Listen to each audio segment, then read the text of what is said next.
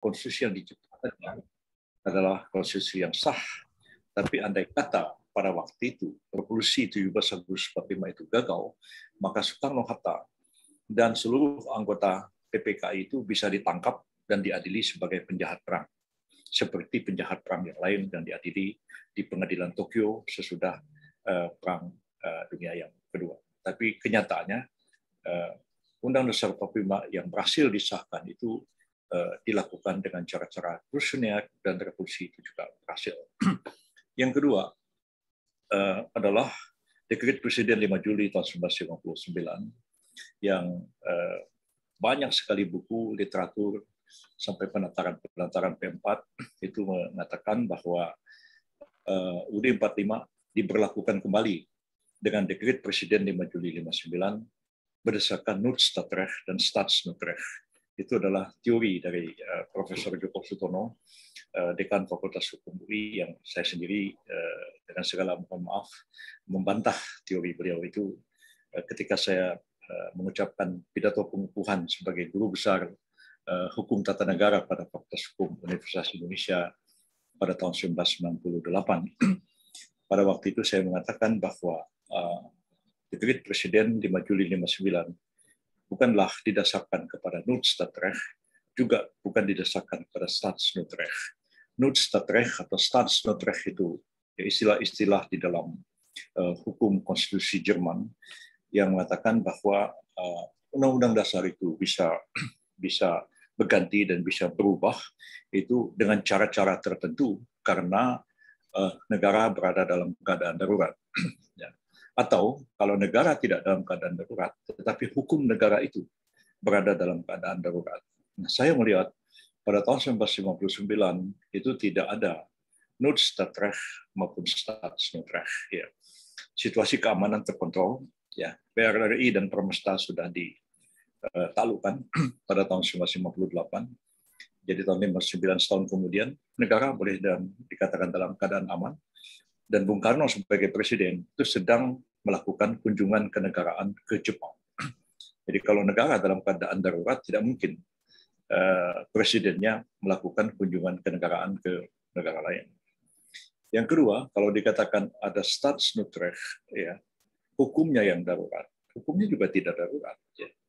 Ya, karena andai pun konstituante gagal membentuk konstitusi yang baru, maka Undang-Undang Dasar sementara tahun 1950 masih sah berlaku sebagai konstitusi Republik Indonesia.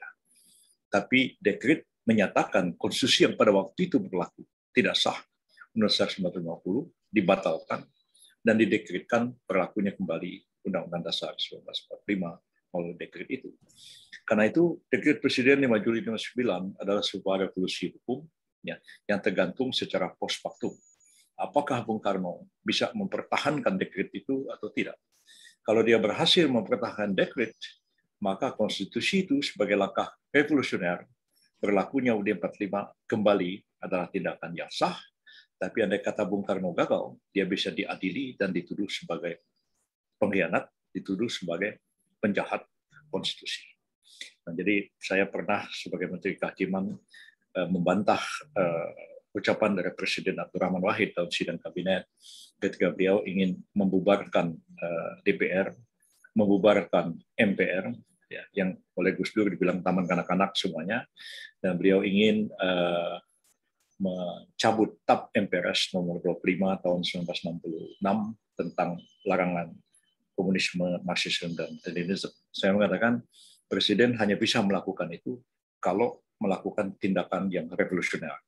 Pertanyaannya, apakah sesudah itu diambil keputusan, Presiden bisa bertahan atau tidak?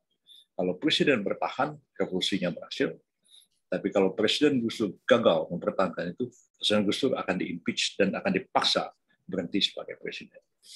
Itu saya ucapkan dalam sidang kabinet karena ditanya oleh Presiden tentang soal ini.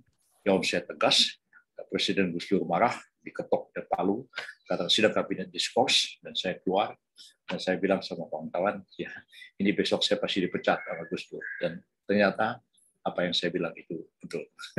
Jadi waktu itu saya bertanya kepada, waktu saya keluar sidang kabinet itu saya dikejar oleh 3 orang jenderal, Jenderal Susilo Bambang Yudhoyono, Jenderal Agung Gumelar, dan Laksamana Widodo AS, Panglima TNI. Jadi waktu saya keluar duluan, dikejar sama mereka, dia bilang, bos, jangan kenceng-kenceng jalannya, kita ngomong dulu. Ya saya bilang, saya mau pulang aja, saya udah tahu besok juga saya dipecat sama Gus Dur, mau ngapain lagi saya ada di sini. Nah, apa yang bilang 3 jenderal itu, dia mengatakan, Pak Yusril, apa yang Pak Yusril bilang itu betul, ini Presiden ngawur. Ya, kok mau bubarin DPR, MPR segala macam. Nah, TNI setuju nggak? Sebenarnya? Pasti tidak. Loh, tadi kenapa nggak ngomong di kabinet? Ya, kita ini tentara. Kita tidak mungkin melawan panglima tertinggi. Jadi Pak Yusril lah yang judul bicaranya. Ya, terima kasih. Jadi saya mencatat sebuah peristiwa sejarah. Ya. Dan kadang-kadang keberanian itu penting. Ya. Kita sia-sia menjadi intelektual kalau kita tidak punya keberanian. Itu bersikap menyatakan sesuatu yang benar. Benar-benar, salah adalah salah, walaupun kita harus menghadapi risiko pribadi yang cukup besar. Jadi saya pada waktu itu dipecat, besoknya ya dengan segala risiko yang terjadi. Nah, saudara-saudara semuanya, sekarang sesudah amandemen yang keempat pada tahun 2002-2003, timbul keinginan, ada isu atau rumors bahwa Undang-Undang 45 akan diamandemen lagi. Dan saya agak sedikit mengkritik Ketua MPR Bambang Susatyo. Mestinya Ketua MPR itu tidak usah proaktif dalam soal amandemen Undang-Undang 45 ini. Karena pasal 37 maupun tatib MPR mengatakan bahwa usul amandemen itu diajukan oleh sepertiga anggota MPR kepada siapa? Diusulkan perubahan itu disampaikan usulannya kepada pimpinan MPR, kepada Bambang Susatyo. Nah, dan pimpinan MPR itu harus memverifikasi apakah usul perubahan itu ya bersesuaian atau tidak dengan ketentuan pasal 102 tata tertib, didukung oleh 100/3 anggota atau tidak, mengumumkakan apa alasan perubahan, pasal mana yang dirubah atau tidak. Nanti pimpinan MPR itu bisa menjawab usul perubahan tadi, menolak karena tidak memenuhi syarat, atau menerima dan memerintahkan supaya diadakan sidang MPR. Jadi menurut saya tidak etis Ketua MPR berusaha-usuh ke sana kemari membicarakan amandemen UUD 45 karena posisi Ketua MPR itu netral, ya. Dia bukan mewakili pihak tertentu, karena di MPR nanti pasti akan terjadi perdebatan pro kontra, dan Ketua MPR itu tidak bisa bersikap, dia harus bersikap kepada putusan mayoritas. Kalau mayoritas tidak setuju, dia harus ketok palu, amandemen 45 ditolak, walaupun dia sendiri setuju dengan itu. Nah, ini pernah terjadi satu presiden yang buruk dalam sejarah Republik Indonesia. Ketika Mr. Sartono menjadi ketua DPR, ya, berhadapan dengan kabinet Burhanuddin Harahap pada tahun 1956. Ya. Burhanuddin Harahap pada waktu itu sudah mengajukan rancangan undang-undang ya, tentang pembubaran Uni Indonesia Belanda. Ya, itu akibat dari konferensi Meja Bundar tahun 1949. Ada yang namanya tuh Uni Indonesia Belanda. Jadi Indonesia itu kira-kira seperti dominionnya Belanda. Seperti Australia sekarang ini dominionnya Inggris. Ya. Australia ada Perdana Menteri, tapi siapa kepala negara Australia?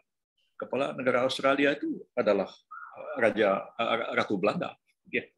Yang anunya itu sehari-hari Ratu itu diwakili oleh Gubernur Jenderal Inggris yang ada di Australia. Kita, Republik Indonesia Serikat, itu ada Uni Indonesia Belanda. Dan ketua Uni Indonesia Belanda itu Ratu Belanda. Itu oleh Kabinet Burhanuddin Harahap ditolak dan dibubarkan dengan undang-undang. Di voting di DPR, Burhanuddin mendapat dukungan mayoritas. Mestinya undang-undang itu sah. Tapi ketua DPR tidak mau mengesahkan itu. Karena ketua DPR itu tokoh PNI, dan PNI menolak pembubaran Uni Indonesia Belanda yang diajukan oleh Kabinet Perdana Menteri Burhanuddin Harahap. Menurut saya sikap itu tidak benar.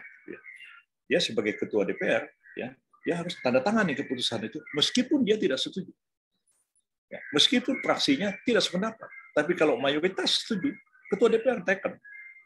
Nah, kalau Bambang Susatyo sekarang sebagai ketua MPR sudah kesana kemari, ya, bahkan sudah bertemu Jokowi, Presiden, menyampaikan pendapat, pandangan bahwa MPR mau mengamandemen Undang-Undang 45. Juga salah alamat. Ngapain ketemu sama Presiden? Ya. Presiden itu nggak bisa ikut campur dalam soal amandemen, ya, karena tidak ada kewenangan sama sekali. Kewenangan untuk merubah Undang-Undang 45 itu sepenuhnya kewenangan MPR. Ya, tidak bisa dicampur tangani oleh pihak manapun. Nah, kalau pimpinan DPR, MPR menghadap presiden atau bertemu presiden menyampaikan rencana ini, presidennya salah tingkah. Ya. Lalu ditanya orang, Pak Jokowi gimana? Kalau Bapak setuju nih amandemen? Wah, saya nggak setuju. Ya, ya terserah aja MPR. Ya, benar Jokowi. Ya, ya. Ngapain dia ditarik-tarik? Ya, apalagi ditanya, apa betul nih amandemen UUD 45 supaya presiden jadi 3 kali, supaya Pak Jokowi jadi 3 kali. Saya juga nggak mau, saya nggak setuju.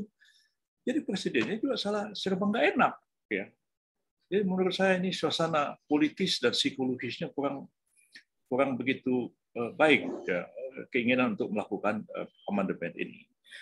Nah, tapi ya terserahlah. Ya. Yang penting sepertiga anggota MPR ya itu mengajukan usul amandemen sesuai ketentuan pasal 37 dan 45 secara jelas menyebutkan pasal mana yang mau diamandemen dan kemudian apa alasannya. Secara pertiga itu menyampaikan suratnya kepada Bambang Susatyo, kepada pimpinan MPR. Dan dia nanti mengkoreksi, oh udah lebih nih sepertiga, oh ini udah jelas nih permohonannya mau dirubah ini segala macam. Nah nanti ternyata betul, lalu dia akan sampaikan undang MPR untuk mengadakan sidang membahas usul amandemen UUD 45 di mana yang sepertiga tadi ya nanti diwakili oleh ketuanya, pengusulnya, jubirnya menyampaikan dalam sidang paripurna usul perubahan UUD 45. Lalu kemudian dibentuk panitia ad hoc, kemudian fraksi-fraksi memberikan pemandangan umum dulu dalam paripurna, lalu kemudian dibentuk panitia ad hoc dan dibahas di sana sampai akhirnya panitia ad hoc menyepakati atau tidak menyepakati, baru nanti dibawa lagi ke paripurna untuk disetujui atau tidak disetujui oleh MPR. Memang pasal 37 Undang-Undang 45 itu kelihatannya berusaha untuk membatasi supaya amandemen UUD 45 itu tidak lari kemana-mana. Ya. Sebab perubahan Undang-Undang itu bola panas. Ya. Sekali dibuka, ini segala macam terjadi. Ya. Saya minta maaf, saya bukan menonjolkan diri, tapi sudah bisa lihat semua arsip ya. Pada waktu masih zaman Pak Harto, saya sudah mengusulkan supaya ada amandemen Undang-Undang 45 itu, tapi sebenarnya cuma 3 poin. Dan itu juga yang dipidatokan menjelang reformasi tahun 1999 itu. 3 poin perubahan UUD 45 itu, pertama adalah pembatasan masa jabatan presiden, karena masa jabatan presiden itu tidak jelas dalam UUD 45 yang lama ya. Memegang jabatan selama 5 tahun dan sudah itu dapat dipilih kembali. Apakah hanya 2 kali, ya, sesudahnya dapat dipilih kembali, atau tiap 5 tahun dipilih lagi. Nah, ila yaumil qiyamah, sampai hari kiamat, atau sampai orang itu meninggal. Nah, lalu MPRS pada tahun 1963, ya nggak mau pusing MPRS itu. Dan salah satu sponsornya ya orang sekampung kita, DNID. Ya. Daripada 5 tahun Bung Karno ini kita pilih terus, apa ada calon lain yang berani jadi calon presiden selain Bung Karno? Oh nggak ada, cuma Bung Karno aja. Ya udah, daripada 5 tahun sudah MPRS tetapkan aja Bung Karno menjadi presiden seumur hidup, dan itu ditetapkan dengan TAP MPRS. Nah, saya lupa tadi di awal tadi saya mengatakan amandemen UUD 45 itu Undang Dasar itu ada 3 cara. Pertama dengan cara yang normal, kedua revolusi, yang ketiga perubahan secara konvensi. Nah, dalam praktek dia berubah, sementara pasal-pasal konstitusinya tidak mengalami perubahan sama sekali. Tapi konvensi itu ya bisa bertahan, bisa juga ditolak. Ya, kita ingat misalnya Bung Syahrir mengubah sistem pemerintahan kita dari presidensial menjadi parlementer 16 Oktober tahun 45, berulang-ulang sampai jadi kabinet Syahrir, kabinet Amir Syarifuddin, lalu kabinet Hatta, lalu Negara RIS, kabinet Syafruddin Prawira Negara, lalu kabinet Republik Indonesia Serikat di bawah pimpinan Wakil Presiden Hatta. Jadi diterima itu sebagai konvensi ketatanegaraan. Undang-Undang Dasar 45 dipraktekkan dalam sistem parlementer, padahal dia menganut sistem presidensial. Yang tahun 63 itu, ketika menetapkan Bung Karno sebagai presiden seumur hidup, itu tidak mengubah UUD 45. Tapi kalau praktek itu bertahan lama, dia akan berubah menjadi sebuah constitutional convention. Sayang tidak terjadi. Ketika Bung Karno jatuh, ya terus Pak Harto ditunjuk sebagai pejabat presiden, dan sesudah itu Pak Harto dikukuhkan sebagai presiden. Nah, ketika Pak Harto dikukuhkan sebagai presiden, ya tidak seperti Bung Karno sekaligus seumur hidup, tapi Pak Harto 5 tahun, nanti dipilih lagi, terus begitu. Nah, sampai satu hari ya Pak Harto memanggil Pak Faisal Tanjung sama saya. Dia tanya, Jenderal, ya, Bril, saya ini baiknya bagaimana? Ya, cukup sampai di sini atau saya ya menjadi calon presiden lagi tahun 1997. Ya, kita ngomong pribadi, nggak ada orang lain gitu ya. Ya saya bilang Pak Faisal juga punya pendapat, saya punya pendapat. Saya bilang Pak, mungkin ini waktu yang paling tepat Pak Harto mengakhiri jabatan ini. Pak Harto sedang bagus-bagusnya, negara sedang bagus-bagusnya, macan Asia ekonomi sedang kuat. Ya, Pak Harto mundur sekarang. Ya, Insya Allah Pak Harto husnul khotimah mengakhiri jabatan ini dengan baik. Baik bagi Bapak, baik bagi bangsa. Sudah seharusnya Bapak istirahat. Ya, saya ngomongnya bahasa Jawa. Saya sudah kepingin lengser ke Prabon, Madeg Pandito, gitulah ngomongnya bahasa Jawa. Jadi saya sudah mau mundur ke belakang, ya mau jadi seperti pendeta, ya menjadi seperti orang bijaksana begitu. Udah kayak resi di dalam pewayangan Jawa begitu. Wah, saya sudah senang sama Pak Faisal. Saya juga lapor sama Pak bos saya, Pak Murdiono. Saya asisten Menteri Sekretaris Negara, jadi kayak deputi Mensesnek zaman itu. Belum, saya belakangan baru jadi Menteri Sekretaris Negara. Lalu, habis Lebaran tiba-tiba Pak Harto kok mencalonkan diri lagi, bingung saya. Nah, lalu sore-sore saya lagi ngantarin surat-surat ke beliau. Saya, Pak, ada perkembangan baru. Nah ini real. Ini Harmoko mengadakan safari Ramadan keliling Jawa dan mendesak mengatakan saya ini masih dibutuhkan. Waduh, saya pikir masih dibutuhkan ini, pusing gitu, gitu. Dan akhirnya itulah yang terjadi. Pak Harto maju lagi tahun 1977, ya. Lalu kemudian 1997, lalu keadaan kemudian genting, ya. Ekonomi krisis moneter mulai dikerjain, ya. Para hedge funds bermain, diobok-obok moneter kita sehingga kita rupiah drop habis, berantakan kita hanya dalam waktu sekejap kita menjadi bangsa miskin, ya. Karena $1 yang hanya semulanya 2.500 tiba-tiba menjadi 15.000 lebih pada waktu zaman itu. Semua bisnis berhenti, lebih parah daripada kita menghadapi pandemi ya, sekarang ini. Kalau kurs itu sudah begini, fluktuatif begitu, orang nggak bisa mikir, nggak bisa ekspor impor mati semua. Itulah yang terjadi sampai akhirnya Pak Harto jatuh. Nah, jadi ketika amandemen itu, kita ingin supaya masa jabatan presiden dibatasi cukup 2 periode. Yang kedua, supaya jumlah anggota MPR itu tidak lebih daripada 1/3 anggota DPR. Kan disebutkan bahwa anggota MPR terdiri atas anggota MPR terdiri atas anggota DPR ditambah utusan daerah dan utusan golongan. Jadi yang dipilih oleh DPR itu seluruhnya itu misalnya 600, ya, maka yang diangkat utusan daerah dan golongan itu tidak boleh lebih daripada 1/3. Dan saya tidak setuju kalau misalnya dikatakan anggota daerah, utusan golongan dan utusan daerah itu dipilih seperti sekarang nih melalui DPD dipilih begitu. Saya nggak begitu sependapat. Saya bilang ada perbedaan kata-kata di wakil rakyat dengan utusan. Kalau wakil kan memang ya wakil dipilih, tapi kalau utusan ya diutus, nggak perlu dipilih, ya. Supaya ada kelompok-kelompok masyarakat yang tidak mungkin dapat suara dengan pemilihan, itu ada utusannya di MPR. Ya.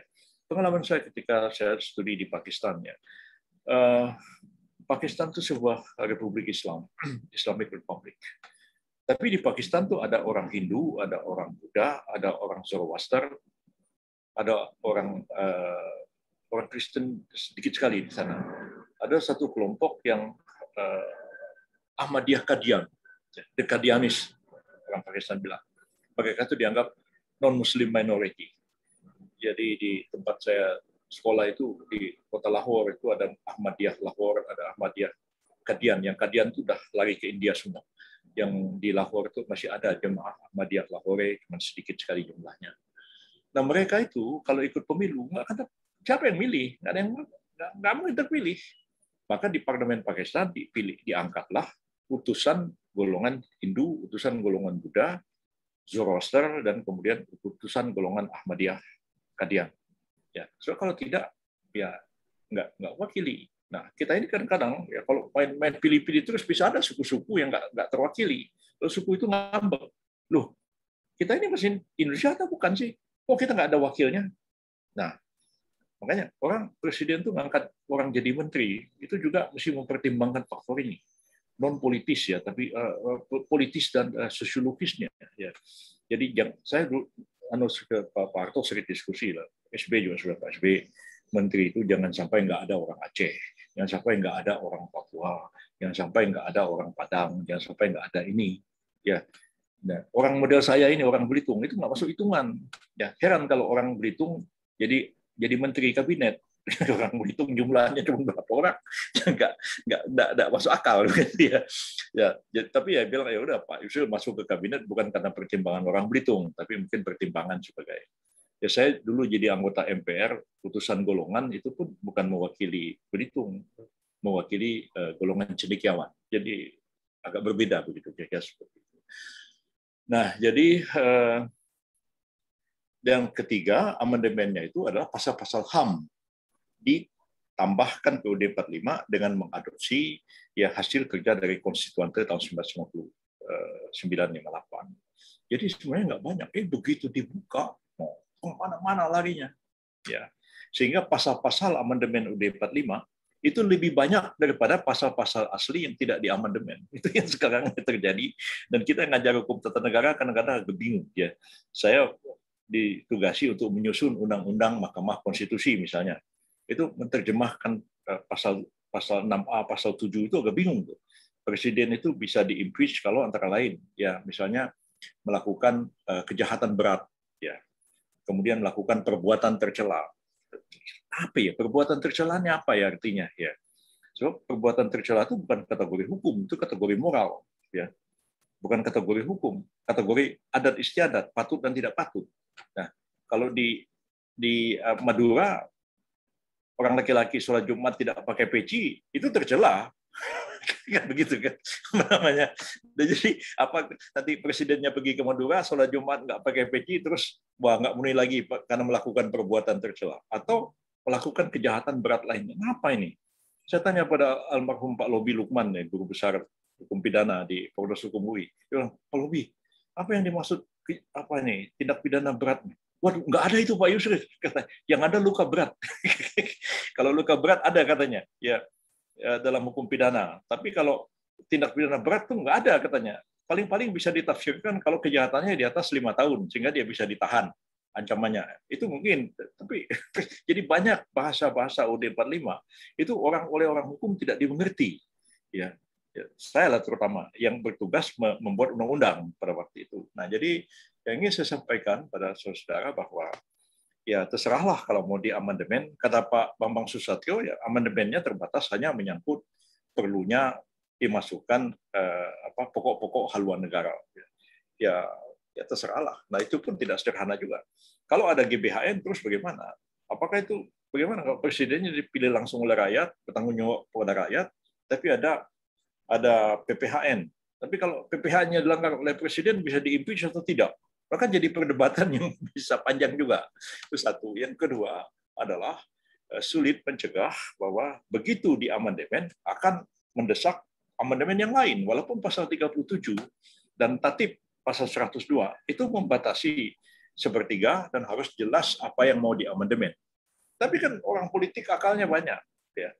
Ya, ada nih kelompok sepertiga juga. Oke ya, Anda ajuin aja deh. Nah, tapi nanti saya dukung yang punya Anda. Tapi saya juga mau amandemen loh.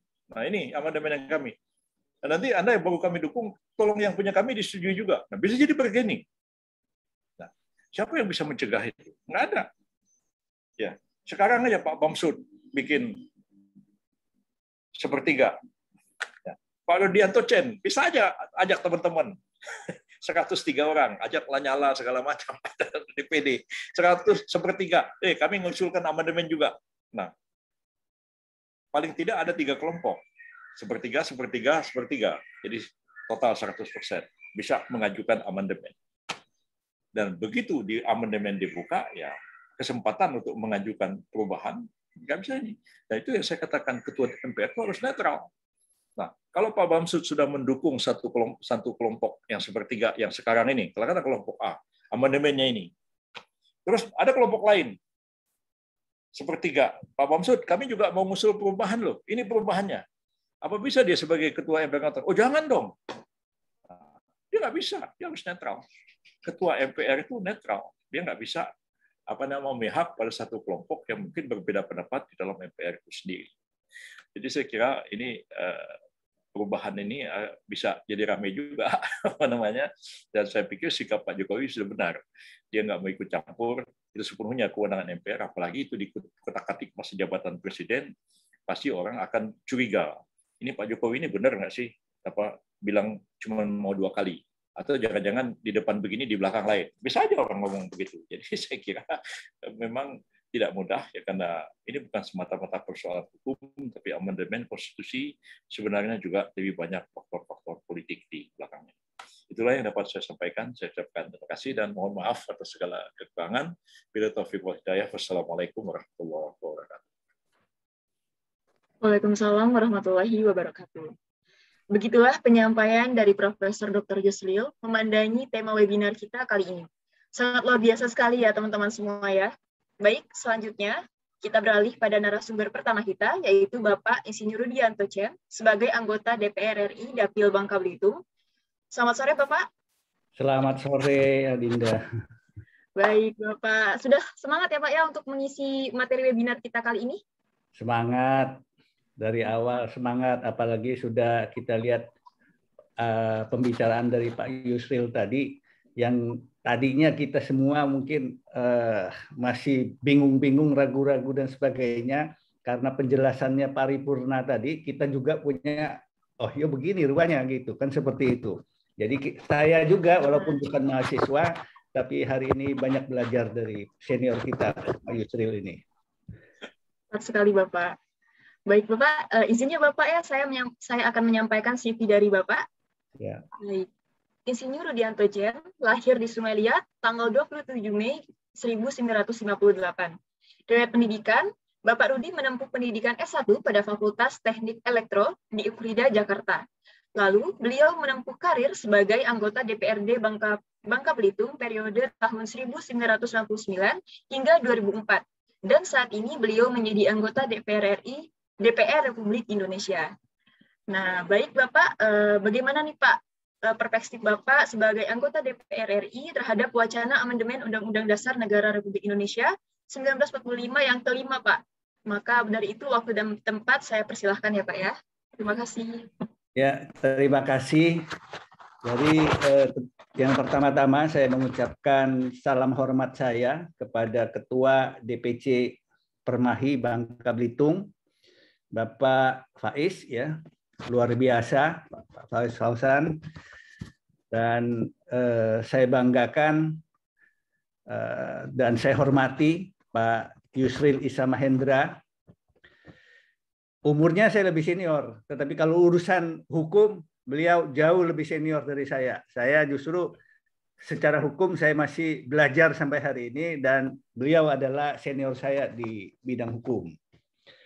Yang saya hormati rekan-rekan pembicara, Pak Rio Armanda, akademisi dari UBB yang luar biasa. Saya sudah pernah komunikasi dengan beliau, Pak Rahma Robuan, akademisi dari UBB juga. Dan salam hormat saya kepada panitia yang telah menyelenggarakan webinar pada sore hari ini, luar biasa. Saya lihat semuanya berjalan dengan baik dan teratur, terorganisir dengan baik. Pada hari ini mungkin kalau secara sisi hukumnya kita sudah selesai apa yang dibicarakan oleh Pak Yusril itu. Mungkin saya mungkin kita lihat dari sisi politisnya aja untuk cerita tentang amandemen kelima Undang-Undang Dasar 1945 ini. Saya sebelum kita mengatakan iya atau tidak, udah tepat belum waktunya sekarang ini, saya akan coba melihat juga sedikit ke belakang tentang amandemen ini. Mungkin kita lihat juga bahwa dengan berlakunya Undang-Undang Dasar 1945 di Republik ini, artinya bahwa negara kita itu betul-betul menunjukkan bahwa Indonesia adalah negara yang menganut konstitusi, konsep-konsep hukum yang jelas, dan prinsip-prinsip demokrasi yang betul-betul dilaksanakan dengan baik. Sebagai hukum dasar, Undang-Undang Dasar 1945 ini tidak hanya merupakan dokumen hukum saja, tetapi juga mengandung aspek-aspek lain seperti pandangan hidup. Ini terutama di mukadimah pembukaannya, pandangan hidup, cita-cita, falsafah yang merupakan nilai-nilai luhur bangsa kita dan menjadi landasan dalam menyelenggarakan Republik ini, negara kita, Republik Indonesia. Terus kemudian sebenarnya pertanyaannya yang perlu kita jawab sekarang ini udah tepat apa belum, kan dari judulnya kita gampang sebenarnya, tepat apa belum gitu. Jadi sebelum ke amandemen yang kelima, saya mengajak bahwa sebenarnya bahwa seperti apa dikatakan Pak Yusril tadi, amandemen itu bukan sesuatu yang nggak boleh gitu, tabuh gitu, bukan. Tapi amandemen itu adalah untuk menyesuaikan kondisi sekarang ini. Tadi sudah dijelaskan oleh Pak Prof bahwa kalau Undang-Undang Dasar aslinya itu kita baca, kadang-kadang juga masih bikin bingung. Kadang-kadang tanda petik yang kita boleh katakan mungkin ya kalau kasarnya kita bilang kan ada yang tidak nyambung dan kemudian tidak cocok seperti itu. Makanya bahwa semangat amandemen ini harus kita pandangi itu sebagai sesuatu yang positif. Karena amandemen ini adalah untuk menyesuaikan Undang-Undang Dasar 1945 ini dengan kondisi lapangan yang sekarang, yang sedang kita hadapi. Kita lihat sejarah amandemen Undang-Undang 1945 ini, itu amandemen pertama itu dilaksanakan 14 sampai 21 Oktober 1999. Amandemen ini bertujuan membatasi kekuasaan eksekutif, membuat eksekutif dan legislatif ini menjadi sejajar dan yudikatif, juga mencakup pembatasan yang tadi saya katakan supaya membatasi kekuasaan itu, yaitu mencakup pembatasan masa jabatan presiden dan wakil presiden, cukup hanya 2 periode karena seperti tadi kata Pak Yusril tadi bisa dipilih 5 tahun lagi. Terus kemudian selesai bisa dipilih lagi sampai kapan? Nah, ini salah satu amandemen pertama itu menentukan bahwa jabatan presiden itu hanya 2 periode, artinya 10 tahun. Terus kemudian amandemen kedua yaitu sidang umum MPR tahun 2000 yaitu 7 sampai 18 Agustus. Amandemen kedua ini berisikan tentang penguatan otonomi daerah. Itu tuntutan juga karena bahwa dengan zaman reformasi ini masyarakat itu menuntut bahwa jangan sentralisasi dong. Berisikan otonomi daerah itu ya betul-betul harus diwujudkan supaya negara kita yang begitu luas, daerah-daerah itu bisa melaksanakan otonominya mereka di daerah. Tentu saja Indonesia itu kan luas sekali, dari Sabang sampai Merauke itu mungkin ada adat istiadat, kondisi daerahnya, terus kemudian mata pencaharian dan sebagainya itu berbeda-beda. Penanganannya nggak boleh general, nggak boleh umum dari pusat, tetapi itu bisa dilaksanakan oleh teman-teman ya kepala daerah, mungkin bupati, wali kota, sesuai dengan ajas-ajas otonomi daerah ini. Terus kemudian dalam amandemen kedua ini itu juga menyangkut hak asasi manusia, yang mana pada Orde Baru itu kita merasa sangat-sangat, ya mungkin tanda petik otoriter lah waktu itu, sehingga kita menguatkan tentang HAM. Terus kemudian ada amandemen ketiga, itu sidang umum MPR pada tanggal 1 sampai 9 November 2001. Saya sebutkan sini ada sampai 4 itu 2022. Itu bahwa waktu setelah reformasi dengan semangat kita ingin perubahan waktu itu dari pemerintahan selama 30-an tahun oleh Presiden Soeharto waktu Orde Baru, bahwa kita menuntut kebebasan, kita menuntut penyesuaian dan sebagainya, sehingga terlaksanalah amandemen sampai amandemen yang keempat. Amandemen keempat itu bisa waktu reformasi itu setiap tahun kita mengadakan amandemen. Tepat nggak?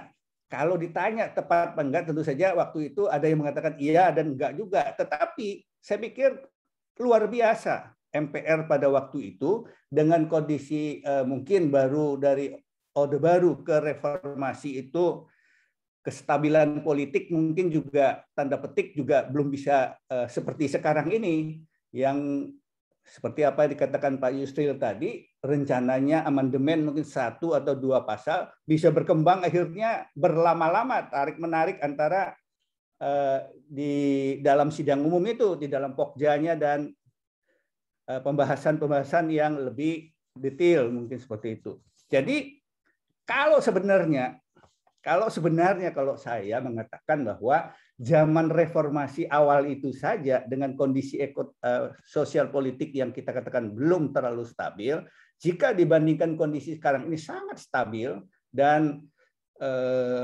komunikasi antara partai politik itu sekarang itu luar biasa, yang walaupun kita mungkin ada partai, kita katakan partai pendukung pemerintah dan ada partai yang oposisi dan sebagainya, itu komunikasinya di DPR itu luar biasa sebenarnya. Kita menjalin komunikasi yang luar biasa. Kita apalagi mungkin sebelum kita ngajukan usulan amandemen yang kelima ini, sebenarnya kesepakatan itu sudah dijalankan.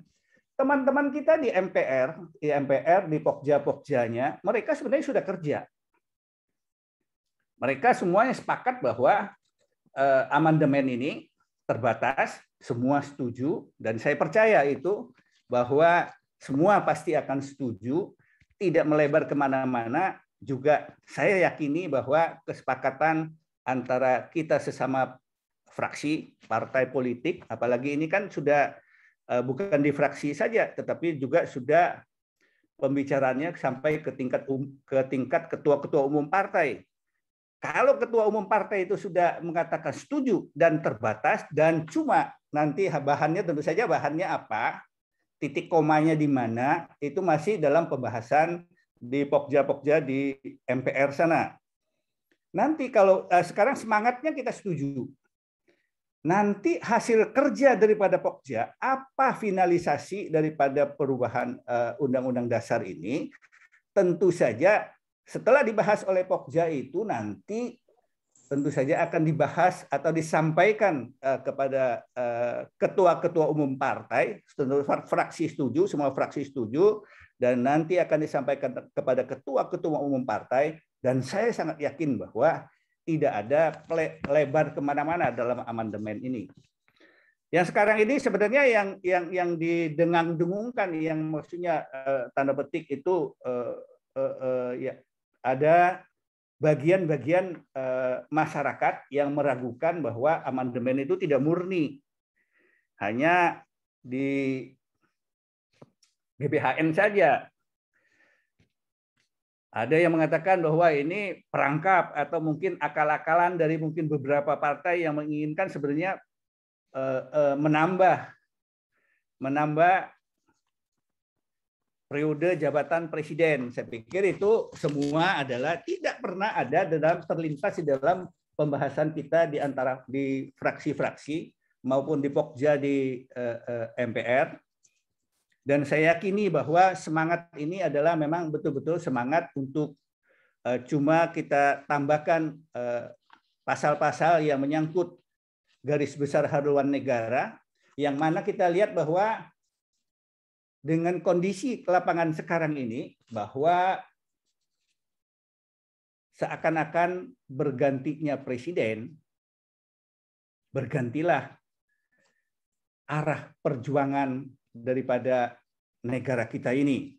Jangan sampai nanti kita sudah mencanangkan Indonesia makmur sejahtera sampai tahun sekian, tetapi bergantinya presiden arah itu berkembang kemana-mana.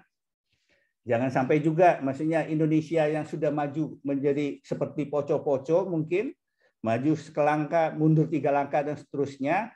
Tetapi dengan ada pokok-pokok haluan negara ini, kita harapkan bahwa Indonesia itu maju dan maju terus, dan tidak pernah kita mundur ke belakang.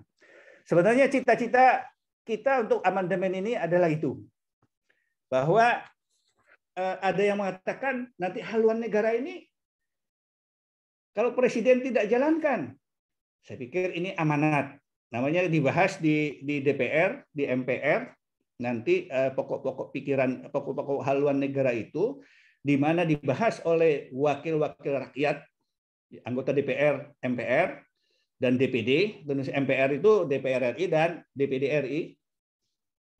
Dan saya pikir kita semua juga mempunyai konstituen, kita punya tanggung jawab, kita betul-betul menyampaikan pokok-pokok haluan negara itu sesuai dengan apa kondisi lapangan yang ada waktu saat itu, dan apa yang dibutuhkan, pembangunan apa yang perlu kita laksanakan, kita percepat misalnya untuk mencapai Indonesia makmur sejahtera itu. Dan saya pikir kita semua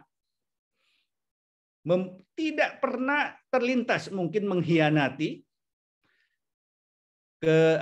yang dipercayakan rakyat kepada kita, dan tentu saja kita juga punya waktu untuk berkonsultasi dengan rakyat dan sebagainya.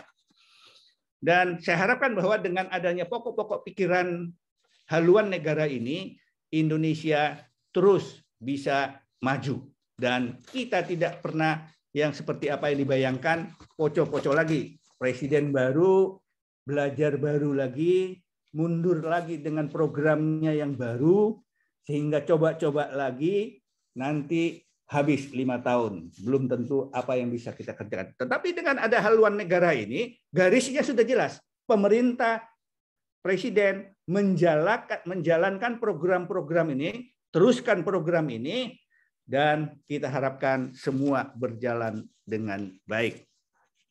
Jadi, kira-kira kesimpulan kalau boleh saya simpulkan dari pandangan saya ini, bahwa amandemen konstitusi adalah suatu keniscayaan politik untuk terus disempurnakan dan sistem ketatanegaraan ini, karena tantangan hidup bernegara yang semakin kompleks, terutama ancaman disintegrasi atau keterbelahan di setiap momen penggantian kepemimpinan nasional.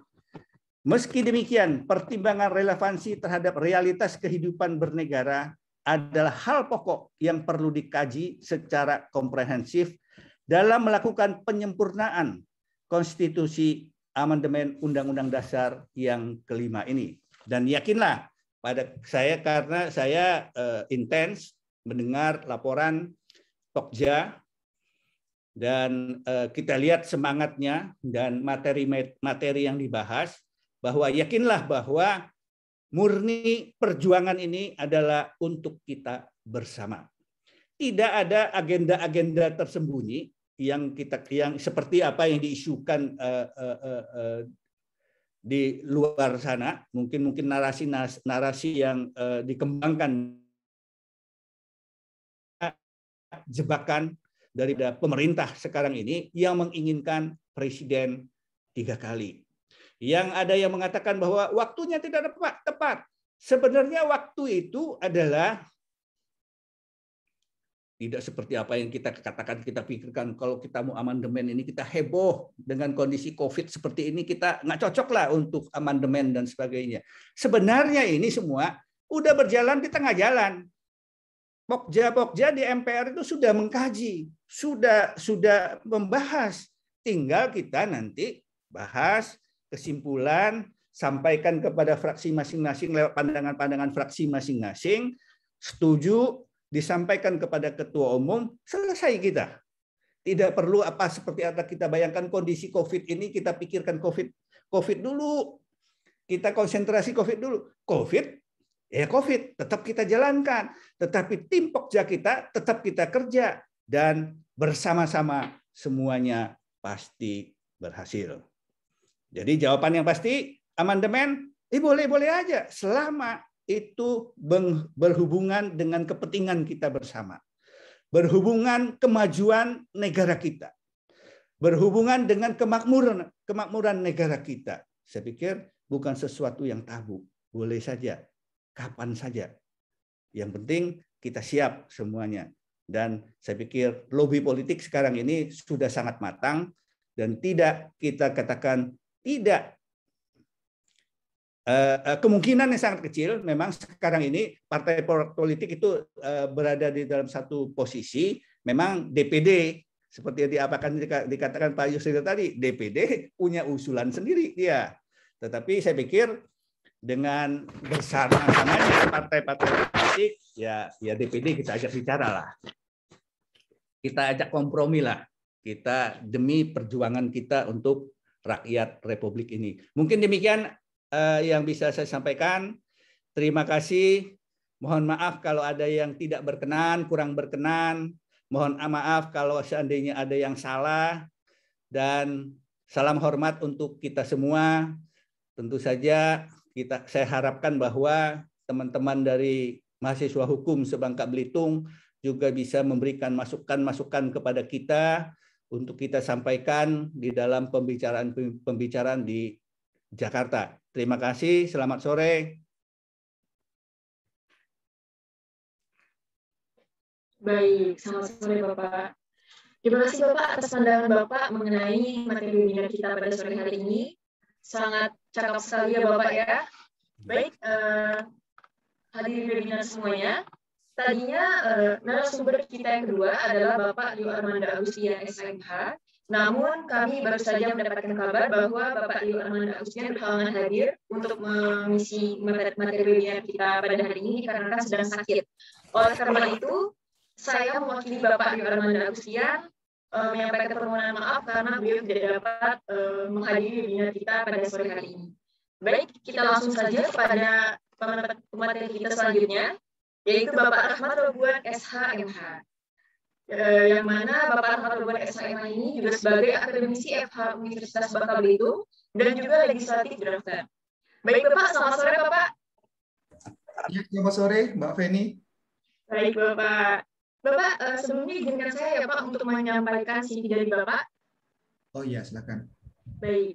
Rahmat Robuan SHMH, lahir di Sumelia 22 Januari 1992. Riwayat pendidikan, Bapak Rahmat Robuan menempuh pendidikan S1 pada Fakultas Hukum UII, lalu melanjutkan pendidikan S2 pada Fakultas Hukum Magister UGM, dan beliau mengikuti pendidikan atau pelatihan sertifikat legislative drafting Jimli School.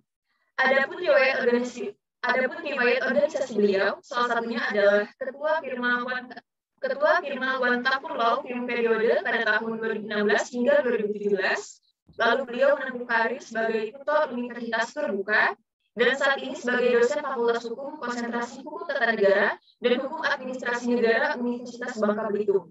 Lalu pengalaman di bidang perancangan perundang-undangan, konsep RUU, ada banyak sekali.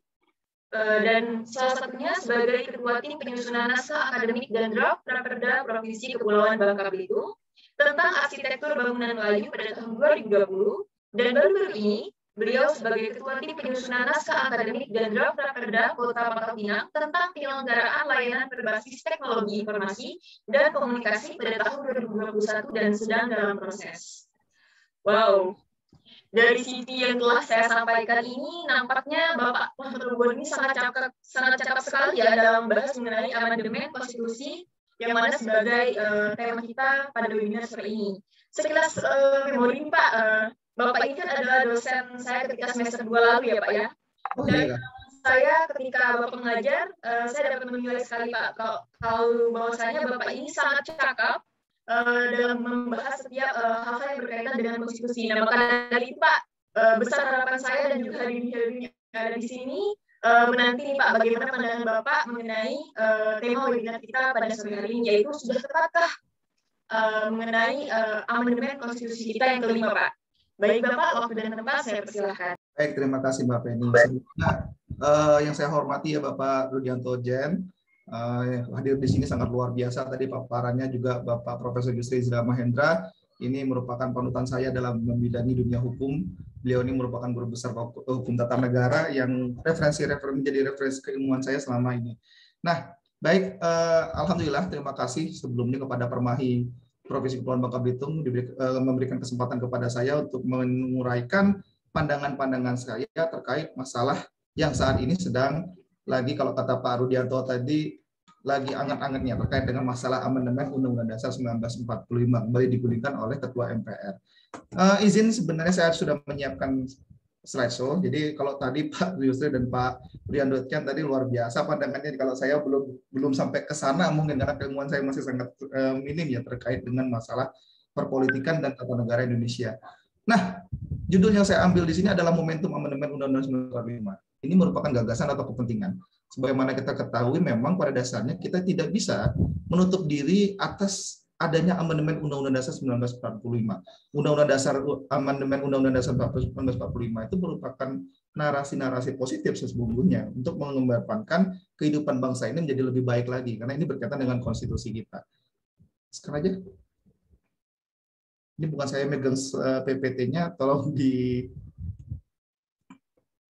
next kan operatornya. Nah, ada beberapa poin analisis ya yang coba akan saya uraikan terkait dengan masalah amandemen ini. Saya mencoba untuk meramunya sangat sederhana. Saya tidak menjabarkannya secara yang lebih luas karena berkaitan dengan amandemen ini. Isu yang paling krusial itu adalah berkaitan dengan masalah adanya keinginan Majelis Permusyawaratan Rakyat untuk mengembalikan GBHN dengan nama baru yang kita kenal saat ini disebut sebagai pokok-pokok daripada haluan negara. Kalau yang dulu namanya garis besar daripada haluan negara. Nah, poin analisis saya terkait dengan masalah itu adalah berkaitan dengan pertama dengan kedudukan MPR itu sendiri pasca reformasi. Kemudian juga ada berkaitan dengan skema sistem pemerintahan presidensial. Nanti akan coba saya jabarkan sedikit sependek pengetahuan saya. Kemudian ada juga manuver-manuver pertanyaan terkait dengan masalah-masalah amandemen ini. Dan terakhir saya coba untuk menjabarkan mengenai pengamatan konstitusi kita di masa depan. Karena saya juga merupakan produk yang lahir di era 90-an, jadi saya sedikit kurang banyak mengetahui era-era Orde Lama maupun sedikit mengetahui tentang Orde Baru. Jadi saya lebih banyak memahami dan mengetahui di era-era reformasi, mungkin demikian. Jadi tadi ketika mendengar dari paparan Prof. Yusril itu sangat luar biasa ya. Saya pun baru sadar ternyata seperti itu konstelasi politiknya ketika di era Orde Baru maupun di era Orde Lama. Dan tadi juga dari pandangan Pak Rudianto Chen, ternyata begitu konstelasi politik di tingkat nasional. Itu sangat luar biasa ya. Mungkin dari saya hanya sebatas pada perspektif teori dan perspektif keilmuan yang saya miliki. Next. Oke, pertama berkaitan dengan masalah PPHN. Digulirkannya amandemen Undang-Undang Dasar kita sebutlah amandemen kelima terkait dengan masalah PPHN itu tidak lepas dengan kedudukan Majelis Permusyawaratan kita itu pasca reformasi. Kita ketahui di era reformasi ini terjadi pergeseran demokrasi kita. Yang awalnya kita menerapkan demokrasi institusional, saat ini kita kenal sebagai demokrasi konstitusional. Ini dimulai dari amandemen kita ketika tahun 99 sampai dengan 2002 itu terkait dengan pasal 1 ayat 2, yang mana memang dari kalangan literasi tata negara yang saya baca berkaitan dengan amandemen kita kemarin itu problem utamanya adalah melihat kedudukan MPR kita itu sebagai institusi yang memegang wilayah kedaulatan rakyat. Nah, itu penyakitnya di pasal 1 ayat 2. Nah, bergulirnya penyakit tersebut akhirnya banyak hal-hal yang berubah di dalam konstitusi kita sehingga lahirlah konstitusi kita ini seperti saat ini di era reformasi. Nah, pergeseran demokrasi institusional menjadi demokrasi konstitusional itu menjadikan kedudukan MPR otomatis bergeser. Bergeser dari yang awalnya memegang kedaulatan rakyat, saat ini tidak lagi memegang kedaulatan rakyat. MPR bukan lagi sebagai lembaga tertinggi negara, namun hanya sebagai lembaga tinggi negara yang diatur kedudukan dan kewenangannya di dalam Undang-Undang Dasar. Nah, ada beberapa catatan yang saya lihat kenapa saat amandemen itu begitu kuatnya terkait dengan MPR itu yang notabene bukan lagi sebagai lembaga tertinggi negara lagi, tetapi kedudukan dan kewenangannya tetap dipertahankan. Saya pun sempat menjadi bahan pemikiran saya, kok why lembaga ini yang memang bukan tidak bisa dikatakan sebagai joint season karena memang di pasal 2 itu dikatakan isi anggotanya merupakan anggota DPR dan DPD, tetapi dia itu lembaga sendiri. Why seperti itu? Berbeda dengan Amerika Serikat yang kongresnya itu hanya sebatas pada joint season dari House of Representatives dan Senat, tapi di Indonesia kita punya lembaga tersendiri. Kita keluar dari tataran teoriti tentang bicameralism. Kita katakan kita strong kah, kita soft bicameralism kah? Ternyata tidak. Kita menempatkan MPR dalam satu kamar lagi di dalam parlemen kita. Makanya ada beberapa pandangan ahli, termasuk juga Prof. Jimli Asidik dalam bukunya tentang format ketatanegaraan mengatakan kita cenderung menggunakan tricameralism. Kita menggunakan 3 kamarisasi dalam parlemen kita.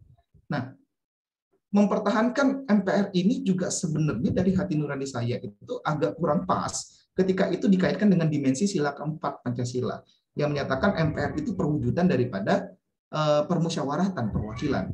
Tapi itu bicara tentang masalah tataran original intent yang ada di dalam Undang-Undang Dasar kita pasca amandemen. Nah, kemudian setelah amandemen itu dengan kedudukan yang ada saat ini, MPR bukan lagi sebagai lembaga tertinggi negara lagi, maka tugas konstitusional MPR pun saat ini sudah mulai mengurang. Hanya sebatas pada tugas-tugas seremonial saja. Pertama, dia memang memiliki kewenangan untuk mengubah dan menetapkan Undang-Undang Dasar. Saya rasa kalau ini berkaitan dengan masalah perubahan Undang-Undang Dasar, tertuang di pasal 37, sesungguhnya Kongres juga memiliki kewenangan seperti itu di Amerika Serikat. Tapi oke, kita menyaksikan MPR sebagai itu. Kemudian juga MPR saat ini bisa melantik presiden dan wakil presiden, melakukan proses impeachment setelah nanti dilakukan di ranah hukum oleh MK, kemudian di DPR, dan terakhir kepada MPR lah. Proses impeachment itu diketok palu, itu ada di pasal 70. Kemudian juga MPR melantik wakil presiden menjadi presiden apabila terjadi kekosongan presiden, ini di pasal 8 Undang-Undang Dasar, memilih wakil presiden apabila terjadi kekosongan presiden, dan terakhir tugas konstitusional MPR itu adalah memilih presiden dan wakil presiden apabila terjadi kekosongan presiden dan wakil presiden secara bersamaan. Nah, mungkin beberapa tugas konstitusional MPR ini masih ada sisi-sisi MPR untuk memilih presiden dan wakil presiden. Namun dalam kondisi-kondisi tertentu, yaitu ketika presiden dan wakil presiden itu berhalangan secara tetap, secara bersamaan. Itu ditertuang di pasal 8. Nah, terakhir adalah ketika kita sinkronkan dengan problem-problem MPR tadi yang ada di Indonesia, kita sinkronkan dengan masalah GBHN dan atau PPHN itu, apakah perlu seperti itu mungkin? Yang pertama, tadi pandangan Pak Yusril ada sedikit saya garis bawahi terkait dengan masalah MPR bukan lembaga tertinggi negara lagi.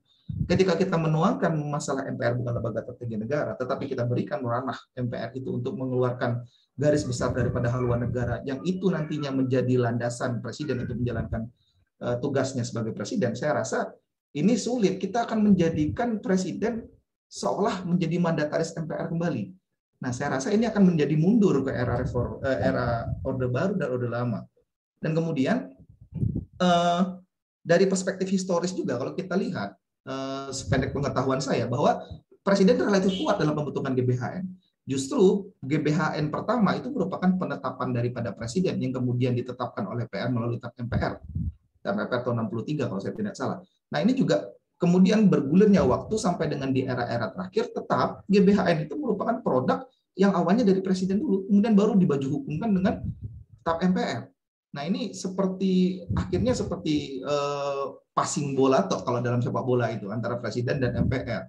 Kemudian yang terakhir, kita juga sudah kenal sebenarnya ada namanya sistem perencanaan pembangunan nasional melalui pembangunan jangka panjang kah, jangka menengah, itu sudah ada sesungguhnya. Tetapi memang ada beberapa literasi yang saya baca di Kompas itu terkait sinkronisasi berkaitan dengan anggaran, berkaitan dengan kebijakan, maka agak sulit ketika kita sinkronisasi perencanaan pembangunan nasional itu dengan program yang ada di eksekutif misalnya. Nah, kembali kepada GBHN, saya juga cenderung agak rancu ketika GBHN dituangkan lagi atau PPA tadi dituangkan, namun berkaitan dengan masalah anggaran GBHN itu tidak punya sinkronisasi.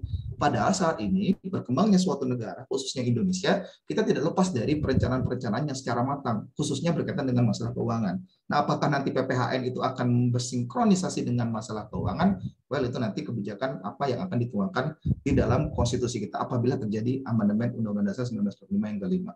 Oke, next. Nah, ketika kita sudah lepas dengan pembahasan MPR tadi secara sederhana, dan saya sondingkan dengan skema sistem pemerintahan presidensil, sesungguhnya ketika kita tuangkan GBHN menjadi salah satu produk MPR yang harus dijalankan oleh presiden, ini sesungguhnya sudah mulai bergeser dari sistem pemerintahan presidensial, skema sistem pemerintahan presidensial.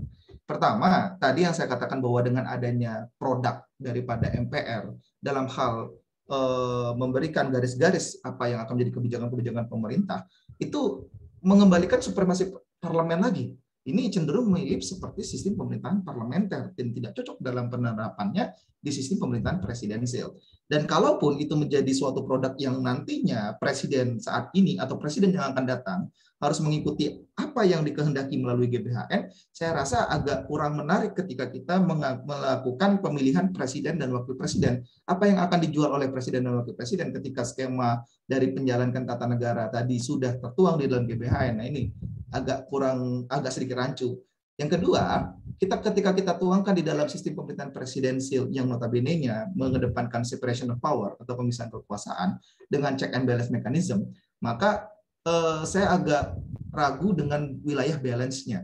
Nantinya saya rasa ini akan menjadi ketidakseimbangan lagi antar masing-masing cabang kekuasaan negara. Dalam hal ini presiden nantinya akan lebih mengarahkan dirinya kepada keinginan parlemen, dalam hal ini MPR-nya. Nah, ini sedikit agak rancu, meskipun kalau kita wilayah bicaranya sistem pemerintahan itu tergantung dari pola historical sistem yang dijalankan oleh sebuah negara itu sendiri. Nah, yang ketiga, terkait masalah pertanggungjawaban presiden. Secara logika, ketika MPR mengeluarkan PPHN tadi, apabila PPHN itu memang sudah menjadi wilayah amandemen, maka presiden wajib untuk menjalankannya. Terkait dengan pertanggungjawaban presiden, saya rasa tadi benar kata Prof. Yusril, ini akan menjadi roda panas ketika itu dituangkan dalam Undang-Undang Dasar, maka timbul perubahan-perubahan pasal berikutnya. Yang menurut saya skema perubahan berikutnya itu adalah berbicara masalah impeachment di pasal 7 dan pasal 7B. Bisa jadi nanti akan dituangkan postulat baru tentang impeachment itu berkaitan dengan masalah GBHN ini tadi, atau pertanggungjawaban presiden apabila tidak mengikuti instruksi yang tertuang di dalam PPHN.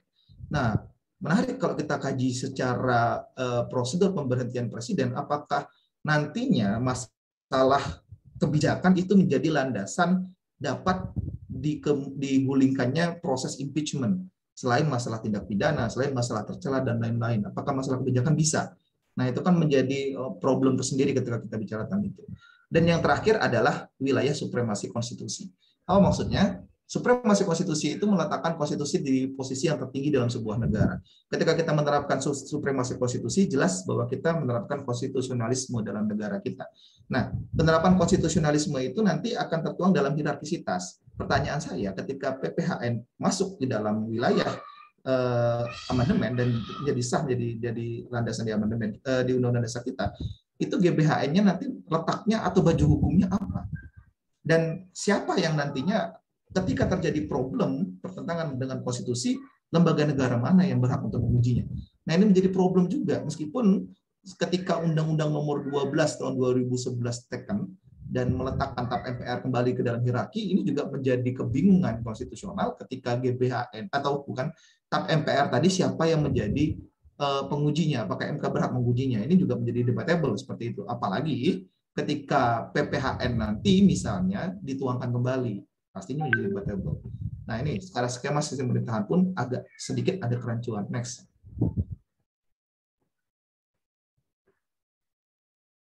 Tolong dilanjutkan PPT-nya. Nah, dari pandangan-pandangan sederhana saya tadi, timbul beberapa manuver-manuver pertanyaan. Yang pertama terkait waktu. Tadi Pak Rudianto Chen ada mengatakan masalah amandemen ini sudah lama, bukan pada masa pandemi saja. Tetapi izin Bapak, bukan saya untuk mendahului atau bagaimana, tapi dengan masa pandemi ini seharusnya hal-hal yang krusial seperti ini mungkin agak sedikit dikurangi sedikit. Kita tunggu perkembangan pandemi juga. Karena ini pastinya akan menjadi wilayah konsumsi daripada debatable di kalangan masyarakat terkait dengan amandemen, karena amandemen Undang-Undang Dasar itu memang kita tidak boleh menutup mata tentang hal itu, tetapi kita juga tidak boleh menyederhanakannya, menganggap itu sederhana. Itu merupakan wilayah perubahan tata negara yang sangat urgent gitu. Dan yang kedua, masalah postulat hukum. Tadi sempat saya singgung sedikit. Baju hukumnya apa GBHN ini? Kemudian nanti substansinya seperti apa? Substansi GBHN itu seperti apa? Apakah hanya sebatas pada masalah gerakan-gerakan Indonesia di masa depan, cita-cita Indonesia di masa depan, ataukah sampai pada titik pengarahan kebijakan presiden di era saat ini dan di era yang akan datang? Ini juga harus menjadi catatan sampai di mana, sejauh mana GBHN tadi. Dan ketika sudah masuk ke ranah kebijakan, kedudukan hukum tadi dalam hierarkisitas seperti apa? Dan bagaimana proses review, preview, dan lain-lainnya. Jangan-jangan nanti ketika MPR berganti, bukan GBHN-nya masih tetap sama, presidennya berganti, GBHN sama, namun ketika MPR berganti, GBHN-nya berganti. Nah, ini yang saya agak rancu. Akhirnya yang terjadi, presiden ganti kebijakan, ketika kita tuangkan GBHN, presidennya sudah nggak ganti-ganti kebijakan, tapi ketika MPR ganti, kebijakan yang ganti, GBHN yang ganti, kebalik terjadinya. Nah, ini juga harus menjadi catatan. Nah, ada juga berkaitan dengan aura kepentingan. Sebenarnya aspirasi siapa GBHN ini? Ini menjadi pertanyaan juga, meskipun kata Pak Rudianto Chen ini sudah lama, tapi dengan adanya beberapa traumatik politik di masyarakat, adanya degradasi kepercayaan kita terhadap beberapa macam produk-produk hukum, ini juga menjadi catatan ya, bagaimana Undang-Undang MK, Undang-Undang Cipta Kerja, Minerba, Undang-Undang KPK, dan lain-lain itu bagaikan jamur yang tumbuh di musim hujan, begitu banyak muncul. Padahal kalau kita lihat masa pandemi, itu sulit kita memiliki akses untuk pembicaraan terkait dengan hal-hal yang urgent dalam wujud undang-undang itu tadi. Nah, ini juga menjadi salah satu catatan, apakah benar masalah ini merupakan gagasan ataukah bicara tentang pragmatisme politik. Itu menjadi bahaya juga, sejauh mana nanti GBHN itu. Nah, keempat, menurut pertanyaan saya juga adalah bicara tentang jawaban masalah bangsakah terkait dengan amandemen ini. Dan spesifiknya apakah PPHN atau GBHN itu menjadi jalan keluar. Saya rasa problem bangsa kita memang begitu banyak, tetapi terkait dengan PPHN dan GBHN itu belum menjadi masalah, belum menjadi jawaban atau jalan keluar dalam mengurai masalah bangsa ini. Nah, terakhir, apakah referensi amandemen itu bersumber dari masalah bangsa? Kalau saya lihat dari sekian banyak problem dari mulai kita reformasi sampai dengan di tahun 2021 saat ini, problem-problem bangsa kita itu begitu banyak, khususnya berkaitan dengan tata negara, khususnya berkaitan dengan masalah wilayah, bagaimana kita menafsirkan Undang-Undang Dasar. Nah, problem-problem penafsiran Undang-Undang Dasar itu menjadi undang-undang yang formal dan lain-lain, itu sesungguhnya yang harus menjadi catatan untuk mewujudkan amandemen yang lebih baik. Kita bisa benar-benar mengubah Undang-Undang Dasar kita itu sesuai dengan problem-problem yang ada. Tapi kalau kita kembalikan ke PPHN, saya rasa itu bukan menjadi problem utamanya dalam kasus di bangsa Indonesia saat ini. Oke, next kan lagi. Nah, terakhir ada pengamatan saya tentang konstitusi di masa depan. Jadi memang saya bukan lahir di era Orde Lama, bukan lahir di era Orde Baru, saya juga kurang memahami bagaimana postulat politik di era-era tersebut. Tapi sedikit pemahaman saya terkait dengan tata negara Indonesia dan pengamatan saya di era reformasi ini, pertama berkaitan dengan Undang-Undang Dasar, memang benar, saya tadi menegaskan sekali lagi, kita tidak boleh menutup mata atau tidak mau mengubah Undang-Undang Dasar. Undang-Undang Dasar kita itu merupakan produk hukum yang memang bisa diubah, dan didesain bisa diubah di pasal 37 itu. Nah, berarti Undang-Undang Dasar itu memang ada waktunya, dan momentum-momentum perubahan itu penting untuk mengembang, untuk memperbaiki kehidupan berbangsa kita. Ada beberapa hal yang menurut saya lebih urgent berkaitan dengan masalah amandemen. Tapi ini debatable ya, mungkin nanti akan terjadi gerakan-gerakan berikutnya. Pertama, penegasan lembaga negara independen. Kita agak kurang tegas mengkaitkan lembaga negara independen dalam Undang-Undang Dasar kita saat ini. Kita lihat sendiri seperti KPK. Itu bagaikan masalah keinginan politik saja, KPK mau digiring kemana. Padahal kalau dia merupakan lembaga negara independen dan tertuang dalam Undang-Undang Dasar, itu sah-sah saja, dan beberapa dari pandangan ahli hukum tata negara pun sudah mengenal independensi agensi itu dalam cabang kekuasaan keempat. Kita tahu dari Branch Ankerman misalnya di Amerika Serikat sudah memahaminya bahwa saat ini teori tentang trias politika sudah kolapsik. Kita sudah menganut 4 cabang kekuasaan, dan itu diamini. Dan ini sudah juga banyak di negara-negara lain. Nah, Apakah salah ketika negara independen dimasukkan ke dalam Undang-Undang Dasar? Saya rasa tidak. Karena kita kenal juga ada KPU, itu notabene yang merupakan independensi agensi dan bisa tertuang dalam Undang-Undang Dasar.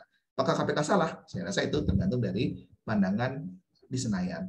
Nah, yang kedua adalah bicara tentang open legal policy. Kebijakan hukum terbuka yang saya perhatikan misalnya contoh berkaitan dengan masalah pemilihan umum, yang setiap pemilihan umum itu kerap kali berganti, khususnya berkaitan dengan masalah presidensial threshold-nya, parliamentary threshold-nya. Ini sudah saatnya kita tekankan secara paten di dalam Undang-Undang Dasar kita, sehingga terkait dengan masalah parliamentary threshold dan presidensial threshold itu tidak melihat dari keadaan peta politik saat itu, dan sudah menjadi hal yang pakem di Undang-Undang Dasar itu yang lebih penting menurut saya untuk dimasukkan dalam Undang-Undang Dasar. Tidak seperti saat ini yang masih sangat luas ya jabarannya bagaimana masalah pemilu kita di era saat ini dan yang akan datang. Nah, yang ketiga juga ada ini seperti tadi disinggung oleh Prof. Yusril berkaitan dengan DPD.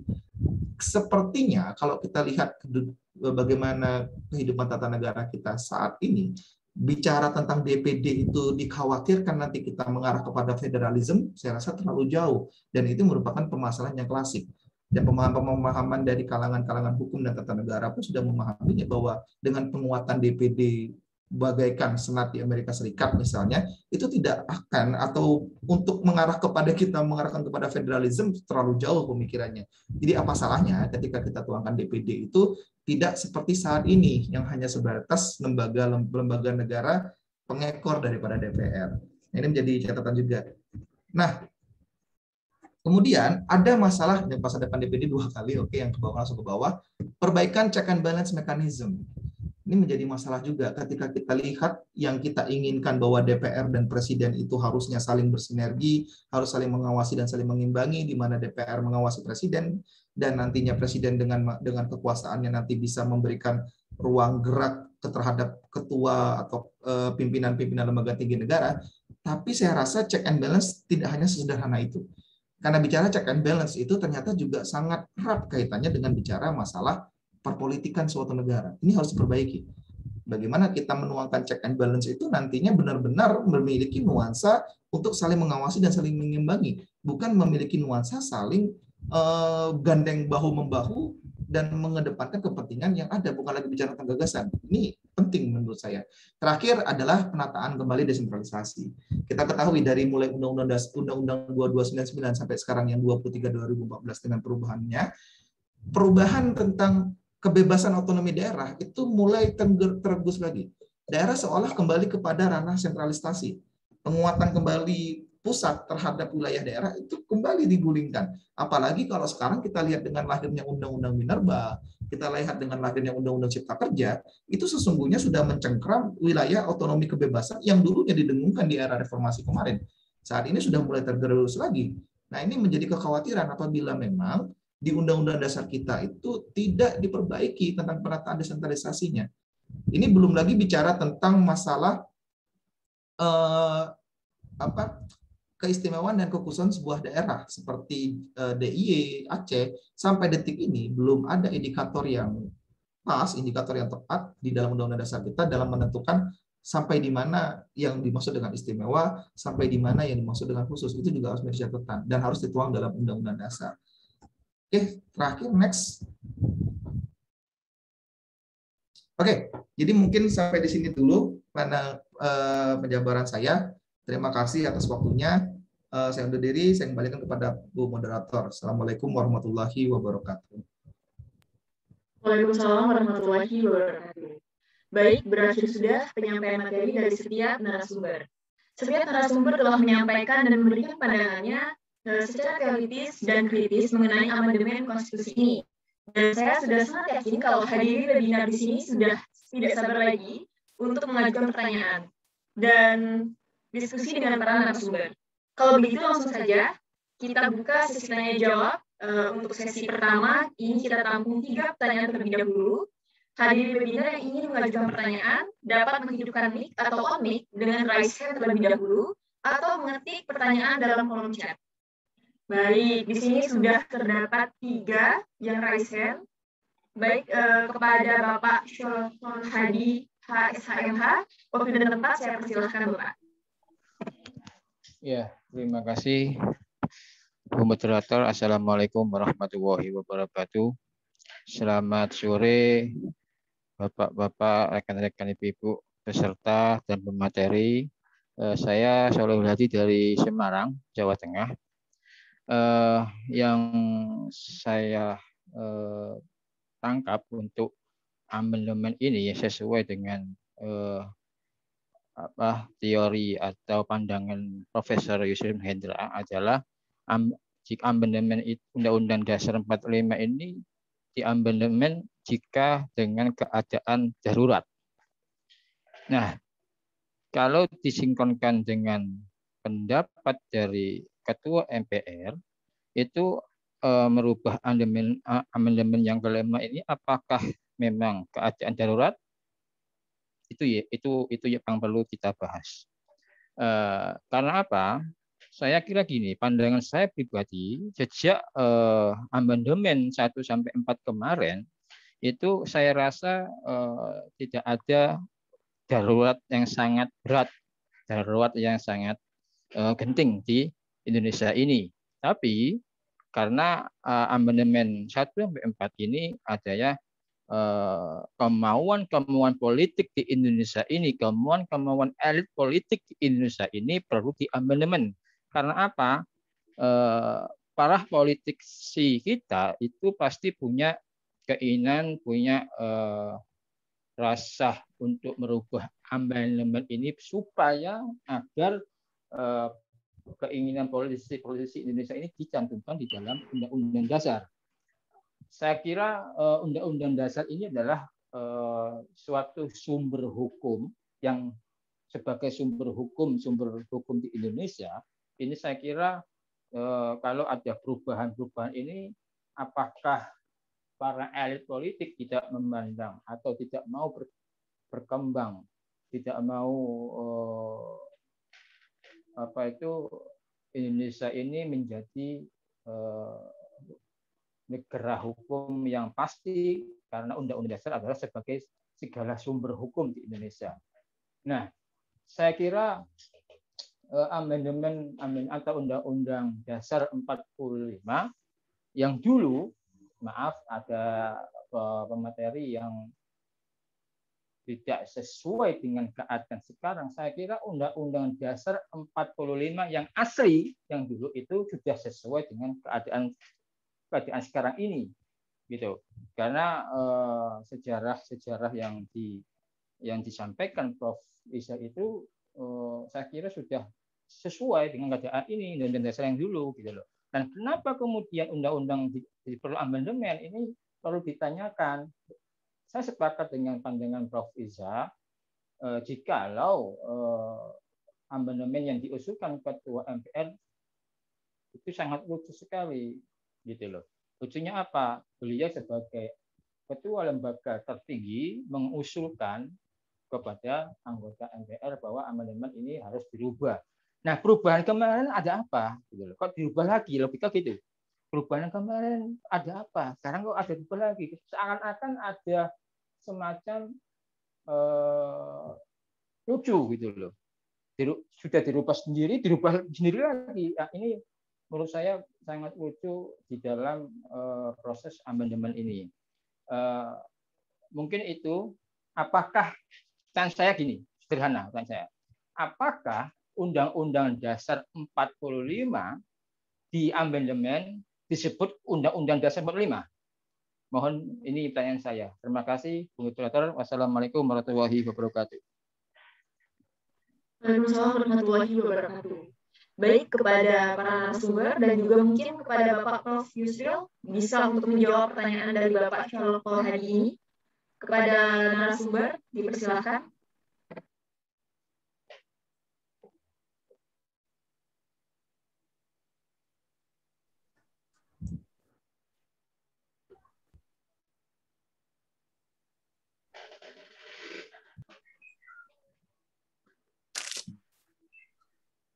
Ada yang mau ditanyakan ya tadi ya? Agak kurang dengar. Ya, Bapak. Baik, Bapak, akan saya ulang ya, Pak ya. Ya. Pertanyaannya begini, Bapak. Apakah amandemen ini darurat? Karena apabila menurut Ketua MPR, dan kemauan politik amandemen dan kemauan para politik di Indonesia, amandemen ini perlu dilakukan karena apabila mengamandemenkan konstitusi, maka itu akan terciptanya suatu negara hukum yang pasti. Nah, begitu Pak, kurang lebihnya pertanyaannya. Untuk pertanyaan yang kedua itu, apakah amandemen Undang-Undang Dasar 1945 yang saat ini itu telah sesuai dengan Undang-Undang Dasar 1945 yang sebelumnya, Pak? Begitu, Pak. Terima kasih, Pak. Yep. Kalau darurat itu sebenarnya UUD 45 bicara tentang hal ehwal kegentingan yang memaksa, itu kaitannya dengan Presiden mengeluarkan peraturan pemerintah pengganti undang-undang.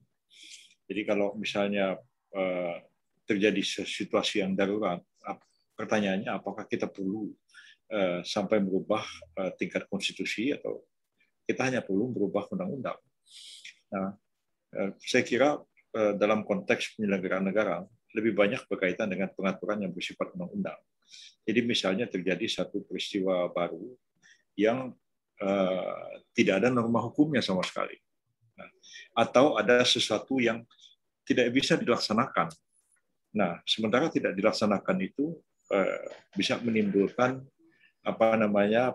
pelanggaran terhadap satu norma undang-undang.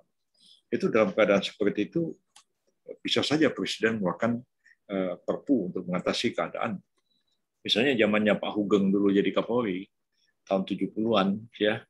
Pada waktu itu ada ketentuan dalam undang-undang lalu lintas bahwa pengendara sepeda motor itu wajib menggunakan helm. Itu terhitung kalau tidak salah misalnya tanggal 1 Agustus tahun 1971. Itu disebutkan dalam undang-undang. Sementara sampai saat itu orang belum siap pakai helm. Maka Pak Harto pada waktu itu mengeluarkan Perpu. Perpu menunda berlakunya pasal pengaturan tentang helm itu. Nah, saya pun berapa kali dengan Bu Mega pada waktu sebagai Presiden, itu terpaksa mengeluarkan 4 kali Perpu terhadap pelaksanaan dari Undang-Undang Pemilu tahun 2004. Nah, kecil-kecil pengadaan kotak suara, pengadaan surat suara harus selesai tanggal sekian, itu sebut dalam undang-undang. Nah, pas sampai tanggal itu KPU belum siap. Jadi itu pun harus diatasi dengan Perpu. Nah, atau juga memang ada hal-hal baru yang tidak ada pengaturan undang-undangnya sehingga dibuat dengan Perpu. Katakanlah misalnya seperti pembatasan terorisme itu tidak ada undang-undangnya dan pemerintah perlu bertindak pakai Perpu. Tapi kalau Undang-Undang Dasar sekarang untuk mengubah itu dengan Perpu, ya saya ingat contoh aja misalnya tahun 59 ketika mau dekret Presiden 5 Juli 59 itu, ya dasarnya kita melakukan satu perubahan radikal, menyatakan tidak berlakunya Undang-Undang Dasar sementara tahun 50 dan berlakunya Undang-Undang Dasar 45, itu pun dilakukan secara power politik. Ya, Bung Karno bisa melakukan itu, tetapi untuk mendapatkan legitimasi akademik, ya, yang dipakai adalah Profesor Djoko Sutono, dekan Fakultas Hukum UI pada zaman itu, yang juga ada di guru besar UGM juga ada Profesor Noto Nagoro juga mengemukakan teori yang sama. Tapi ya teori itu terus diperdebatkan apakah ya mendapatkan legitimasi atau tidak. Tapi ya persoalannya begini, antara dunia politik dengan dunia akademik itu sebenarnya dua hal yang berbeda. Jadi ada yang sesuatu yang diterima secara politik tapi terus dipertikaikan secara akademik. Itu bisa. Misalnya Raden Ajeng Kartini itu secara politik sudah diputuskan jadi pahlawan nasional. Tapi sampai hari ini masih ada disertasi dokter yang terus mempersoalkan. Kartini itu layak nggak sih disebut dia pahlawan nasional? Apa betul dia seorang pejuang emansipasi wanita? Apa sih yang dia bikin? Selain daripada dia nulis surat kepada temannya di Belanda, dan surat itu bukan dipublikasikan kepada masyarakat. Untung aja kawan yang di Belanda itu koleksi suratnya terbit jadi buku, membuat dia jadi terkenal. Apa dia pernah bikin sekolah? Apa dia pernah mengajak wanita di sana bergerak emansipasi?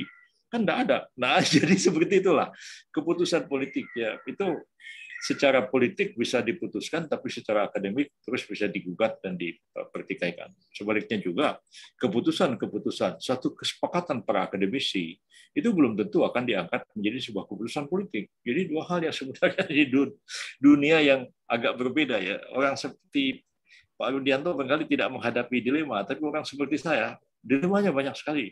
Saya terlibat Menteri Kehakiman misalnya ya. Di satu pihak saya akademisi hukum. Itu saya sampai ada kritik pada waktu itu mengatakan Pak Yusril itu dia itu kayak profesor otaknya itu, dia bukan otaknya politisi. Jadi apa namanya ya, mungkin ada segi positif, ada segi negatifnya juga begitu ya. Jadi sekarang saya tidak melihat bahwa ada situasi darurat ya, objektif maupun darurat subjektif untuk amandemen UUD 45 itu, bahwa Pak Bambang Susatyo dan lain-lain berpikir, para negarawan berpikir bahwa negara ini kalau nggak ada PPHN seperti nggak ada haluan begitu. Jadi maunya presiden terpilih setiap tahun, nah, tapi sepertinya pembangunan itu hanya 5 tahun itu aja. Ya, setelah itu presiden baru bikin lagi yang baru. Jadi tidak ada continuity. Nah, kalau Pak Harto dulu bikin 25 tahun pembangunan jangka panjang tahap pertama, itu bisa baca bukunya Ali Murtopo, apa namanya, akselerasi modernisasi 25 tahun yang diterbitkan oleh CSIS. Itu buku yang paling kita dongkol dengan buku itu, tapi ya harus kita baca pada waktu tahun-tahun 70-an, sebab perjalanan Orde Baru semuanya, konsep pembangunannya, termasuk juga merekayasa parpol, jadi penyederhanaan, jadi PDI dan jadi P3, itu semua sudah termuat dalam buku babonnya Ali Murtopo, akselerasi modernisasi 25 tahun itu, sehingga persis Republik Indonesia itu berjalan sesuai dengan desain itu, ya walaupun di ujungnya dia terhempas gara-gara krisis moneter. Itu aja. Jadi sekarang ini kita bagus juga sih ada guideline begitu supaya presidennya nggak bongkar pasang terus. Kalau bongkar pasang terus repot juga negara ini. Ya, tapi tetap presiden itu juga diberikan fleksibilitas untuk menyesuaikan programnya dengan PPHN yang dibuat secara global oleh MPR itu. Kalau itu saya bisa paham.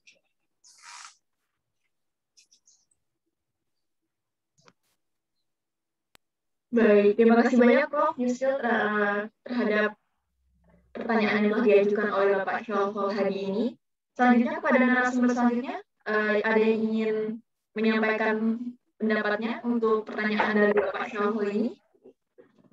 Ya, mungkin kalau ditanya amandemen ini kondisi darurat atau tidak, saya pikir memang amandemen kita dari 1 sampai 4 sekarang mau ke 5 tidak ada sesuatu yang darurat. Tetapi semangatnya dari 1 sampai 5 ini kita semua adalah untuk memperbaiki dan menyesuaikan konstitusi ini sesuai dengan perkembangan dari waktu ke waktu di lapangan seperti kita ketahui. Terus kemudian pertanyaan dari Pak Hadi tadi bahwa bisa nggak nanti setelah di amandemen kembali lagi ke yang aslinya? Bisa saja, karena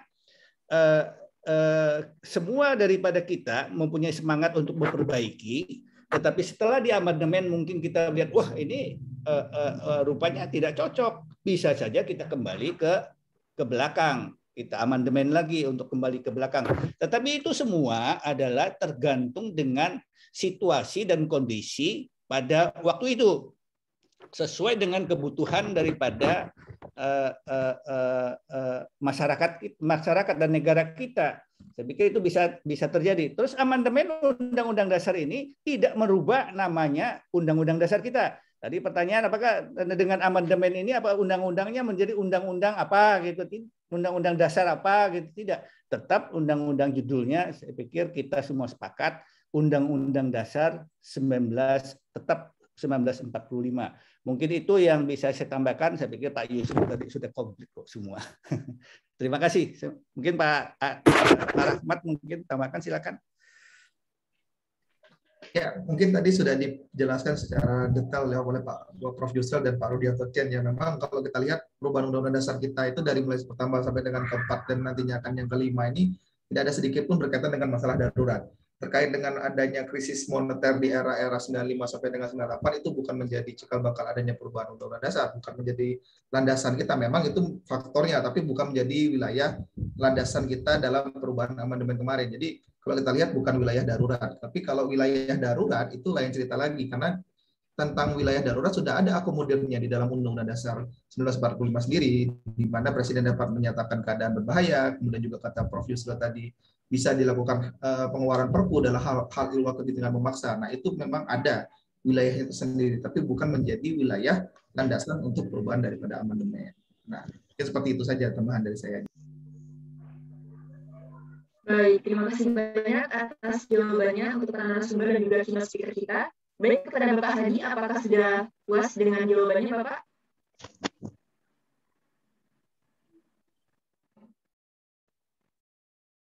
Baik, kita lanjutkan ya. Baik, mungkin pertanyaannya kita tampung dulu ya. Untuk penanya selanjutnya ada Bapak Aderianda Prasetya.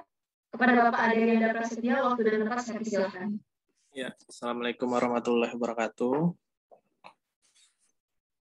Mengenai amandemen kelima ini, saya sebelumnya juga ikut juga dengan Prof. Jimlia Sidiki, itu membicarakan tentang lembaga yang sudah tidak ada, tapi babnya masih ada. Nah, kemungkinan besar itu yang bisa kita dahulukan kalau mau ada perubahan konstitusi untuk penghapusan sama sekali bab itu. Bukan babnya masih ada, departemennya sudah tidak ada, tapi cuman ada caption dihapuskan seperti DPA. Yang ini nih nasibnya gimana? Padahal kita sudah ada One Team Press sebagai penggantinya. Tapi untuk bab DPA ini masih ada walaupun lembaga sudah dimatikan. Nah, mungkin kalau terjadi amandemen kelima ini bisa lebih didahulukan untuk penghapusan bab tentang Dewan Pertimbangan Agung yang sudah menjadi One Team Press itu. Ya, itu menurut saya untuk amandemen. Kalau menurut Prof. Yusril dan teman-teman yang pembicara yang lain itu bagaimana? Sekian pertanyaan saya. Wassalamualaikum warahmatullahi wabarakatuh. Baik, saya lanjutkan ke pertanyaan yang ketiga, yaitu pada Najwa Jasmine Kirana. Dipersilakan untuk unmute. Baik, terima kasih atas kesempatannya. Assalamualaikum warahmatullahi wabarakatuh. Selamat sore kepada moderator dan pemateri sekalian. Saya izin mohon bertanya kepada Bapak Rudianto Jen. Seperti yang Bapak bilang tadi, bahwa boleh untuk terjadi amandemen lagi, tetapi sesuai dengan ketentuan. Dan apabila sudah terjadinya amandemen dan tidak sesuai dengan ketentuan itu, kedepannya jalannya bagaimana ya Pak? Dan contoh dari ketentuan tersebut itu apa? Terima kasih. Wassalamualaikum warahmatullahi wabarakatuh. Baik, waalaikumsalam warahmatullahi wabarakatuh. Baik, kepada para narasumber dan juga keynote speaker kita mungkin dapat menjawab pertanyaan untuk pertanyaan kedua kita, yaitu mengenai penghapusan bab ya tadi itu ya. Nah, untuk para narasumber dan juga keynote speaker, dipersilakan waktu dan tempatnya.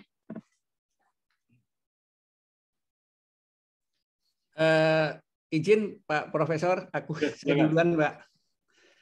Jadi sesuai dengan pertanyaan dari teman-teman, seperti apa yang disampaikan oleh Adinda kita, Aderianda, saya pikir ini masukan yang bagus bagi saya. Tentu saja ini menjadi tugas saya untuk saya sampaikan ke rapat-rapat di Jakarta untuk menjadi selain yang kita perjuangkan sekarang ini pokok-pokok haluan negara itu juga ada sesuatu yang selama ini mungkin di luar pengamatan, di luar pembahasan kita. Ini saya akan coba sampaikan nanti ke rapat-rapat kita. Mudah-mudahan ini juga menjadi perhatian dan untuk kita bicarakan tentu saja dengan teman-teman partai lain untuk kita amandemen gitu seperti itu. Terus yang kedua tentang dengan Adinda kita Najwa Yasmin. Tadi mungkin Adinda Najwa mungkin bukan sesuai dengan ketentuan, tapi maksud saya adalah sesuai dengan kebutuhan.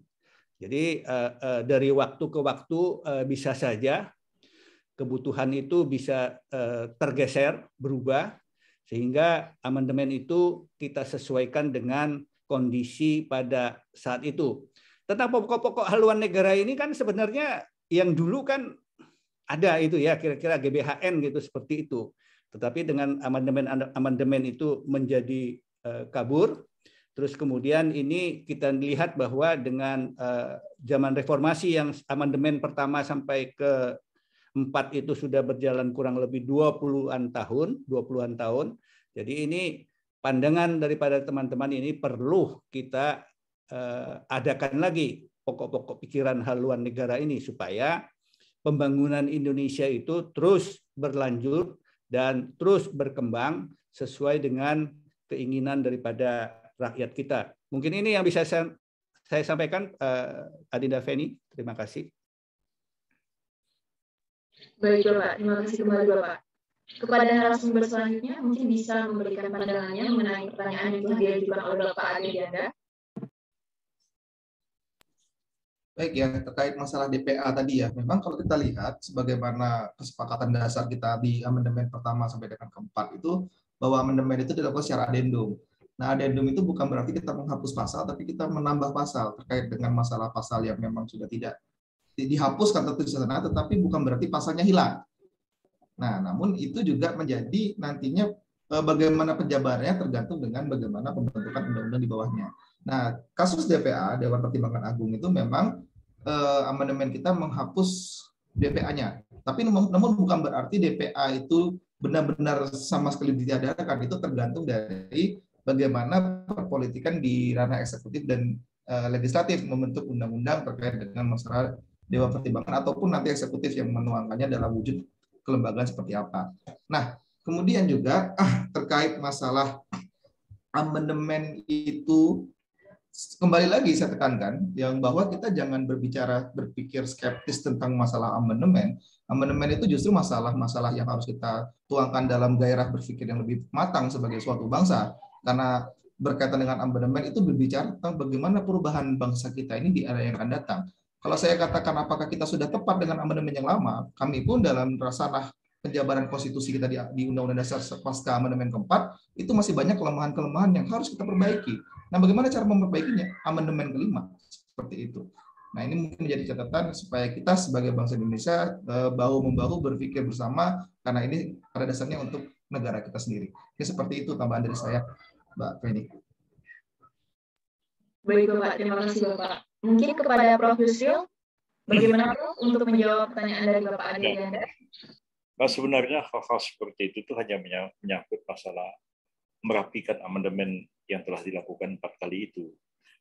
Tapi karena memang meskipun hanya merapikan, jadi misalnya bab tentang Dewan Pertimbangan Agung itu masih ada dan dihapus, dikatakan dihapus. Dan itu sebenarnya juga mengikuti tradisi kita dalam mengubah undang-undang. Jadi seperti kita lihat misalnya KUHP, ya. KUHP itu diubah dengan undang-undang belakangan. Itu dikatakan pasal sekian dihapus, pasal sekian dihapus, begitu. Nah, kalau kita lihat dalam tradisi Anglo-Saxon, penghapusan itu dengan jelas disebutkan berdasarkan peraturan yang mana. Nah, kita ini karena memang karena cara mengubah undang-undang, cara menulis undang-undang yang dirubah seperti itu, sampai sekarang masih juga begitu. Ya, itu mengikuti AB dulu pada waktu saya menteri kehakiman itu saya bikin Undang-Undang 10 2004, sekarang jadi Undang-Undang 11 Undang-Undang 12 2011 ya, itu tentang pembentukan peraturan perundang-undangan itu sudah agak rapi cara penulisannya, walaupun tidak bisa dihindari juga. Misalnya ketika terjadi amandemen lalu satu pasal dikatakan pasal ini dihapus. Apalagi sekarang ini Omnibus Law itu tambah kacau balau lagi. Karena banyak sekali undang-undang itu dicabut dengan cara yang tidak mengikuti prosedur AB maupun prosedur dari undang-undang pembentukan peraturan perundang-undangan. Itu masalah juga lah dari segi aspek formilnya. Jadi hal seperti itu menurut saya hanya soal merapikan technicalities seperti itu. Tapi karena dia ada di dalam Undang-Undang Dasar, maka tidak bisa dihapuskan walaupun bab sekian kata dihapus. Nah, itu mau dihilangin. Menghilangkan itu pun harus dengan proses amandemen UUD 45 juga. Jadi harus sepertiga juga membuat usulan kepada pimpinan untuk mengubah menghilangkan bab yang sebenarnya sudah nggak perlu.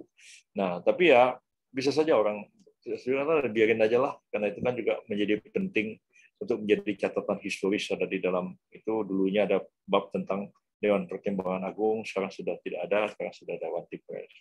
Jadi memang salah satu yang perlu juga dipikirkan adalah bahwa, tapi itu saya kira mungkin nanti ya setelah Undang-Undang Dasar itu selesai proses amandemen yang mungkin kelima ini Bang Gali, itu memang bisa aja komisi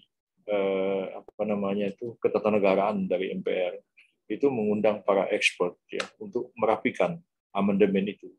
Dan kalau dia sudah dirapikan, ya silakan fraksi-fraksi atau sepertiga anggota MPR mengusulkan kepada MPR untuk mengesahkan Undang-Undang 45 yang pasal-pasalnya sudah dirapikan, yang redaksionalnya kemudian ada kekurang tepatan dalam penulisan istilah, bahkan juga ada pasal-pasal yang agak tinggi satu dengan yang lain sehingga dirapikan. Tapi tidak mungkin dilakukan dalam amandemen yang ada sekarang ini. Jadi lebih baiknya itu para expert yang bekerja merapikan itu. Nah, itu hasil kajian expert itu diserahkan kepada para politisi untuk kemudian mengusulkan dan memperdebatkannya di MPR sehingga dirapilah undang-undang dasar kita itu di otot yang akan datang tidak centang perenang seperti sekarang ini undang-undang dasar kita itu. Oke, itu aja jawaban saya. Baik, terima kasih kepada speaker dan juga narasumber. Baik, izin, ini masih ada 2 pertanyaan lagi nih Pak. Rasanya kurang puas ya kalau kita tidak memberikan ruang untuk para hadirin di webinar ini, kalau kita memberikan batasan mereka untuk menyampaikan aspirasi mereka. Jadi di sini saya memberikan kesempatan kepada 2 pertanyaan ini. Yang pertama dari Bapak Haryo Sulistiantoro, yaitu mengapa MPR sebagai representatif rakyat, namun jarang mengeluarkan atau membuat ketetapan-ketetapan yang representatif. Baik, pertanyaan itu dari pertanyaan yang pertama. Lalu yang kedua, ada dari Bintang Pratama, yaitu dengan tidak adanya pertanggungjawaban Presiden kepada MPR, apa yang dapat dilakukan oleh rakyat apabila rakyat merasa tidak puas dengan kinerja Presiden, dengan pemisalan Presiden yang terpilih tidak menjalankan janji-janjinya yang dijual pada saat kampanye, mengingat alasan-alasan pemberhentian Presiden yang tertuang di dalam pasal 7A Undang-Undang Dasar Negara Republik Indonesia tahun 1945 tidak mengakomodir hal tersebut.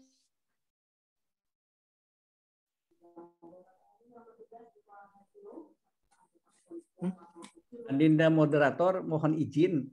Saya mohon maaf nih karena jam 5 sebenarnya saya ada agenda lain. Iya. Tetapi sudah lewat cukup lama. Saya mohon izin ya. Nanti ya, baik, Bapak. Prof. Yusril dan Pak Buat ini luar biasa bisa menjawab itu semua. Dan nanti kalau seandainya ada sesuatu yang perlu disampaikan kepada saya, mungkin bisa disusulkan kepada saya. Baik, Bapak. Terima kasih, Prof. Terima kasih, Mohon salam hormat Pak Yusril, Pak Buat, dan teman-teman semua. Ya, terima kasih. Baik, Bapak. Terima kasih banyak, Bapak. Terima kasih. Iya, Bapak. Silakan melanjutkan kegiatannya, Bapak. Terima kasih. Mungkin sampai jam 5:30. Saya juga udah terlalu lama. Masih banyak sekali yang mau dikerjain. Baik, berikutlah pertanyaan dari kedua penanya kita kepada narasumber kita. Ya, bagaimana? Bisa nanti bertanya sebentar ya, kalau sudah selesai pertanyaan yang akan mau dibacakan itu. Oh ya, baik Bapak. Baik, berikut Pak pertanyaan yang ditanyakan oleh kedua penanya kita. Kepada keynote speaker dan juga narasumber kita dapat langsung menjawab. Waktu dan tempat saya persilakan. Oke, mungkin saya dulu aja, Pak Yusuf mungkin lagi ada kegiatan lain terkait tadi masalah MPR ya. Kita perlu ketahui juga di mana wilayah perwakilan daripada MPR itu sendiri. MPR bukan seperti DPR maupun seperti DPD yang mengemban aspirasi langsung daripada rakyat, baik secara nasional maupun secara kewilayahan. Jadi kalau kita lihat kebijakan-kebijakan MPR tadi sebagaimana yang saya sudah jabarkan tadi, wilayah kewenangan konstitusional MPR itu bukan seperti DPR yang mengemban aspirasi seperti langsung. Jadi kalau kita lihat di Undang-Undang Dasar kita pasca amandemen itu, wilayah kewenangan konstitusionalnya itu hanya bicara tentang masalah-masalah seremonial, bicara masalah pengembangan terkait dengan amandemen dan lain-lain. Jadi MPR pun akhirnya kalau kita lihat sidang MPR itu pun secara konvensi ketatanegaraan itu hanya sekali dalam 5 tahun nih, seperti itu. Jadi beda kewenangannya antara MPR dan DPR maupun DPD tadi. Nah, untuk pertanyaan kedua tadi, mohon maaf Mbak Feni, saya sedikit terpotong ya, karena tadi suara Mbak Feni juga sempat hilang.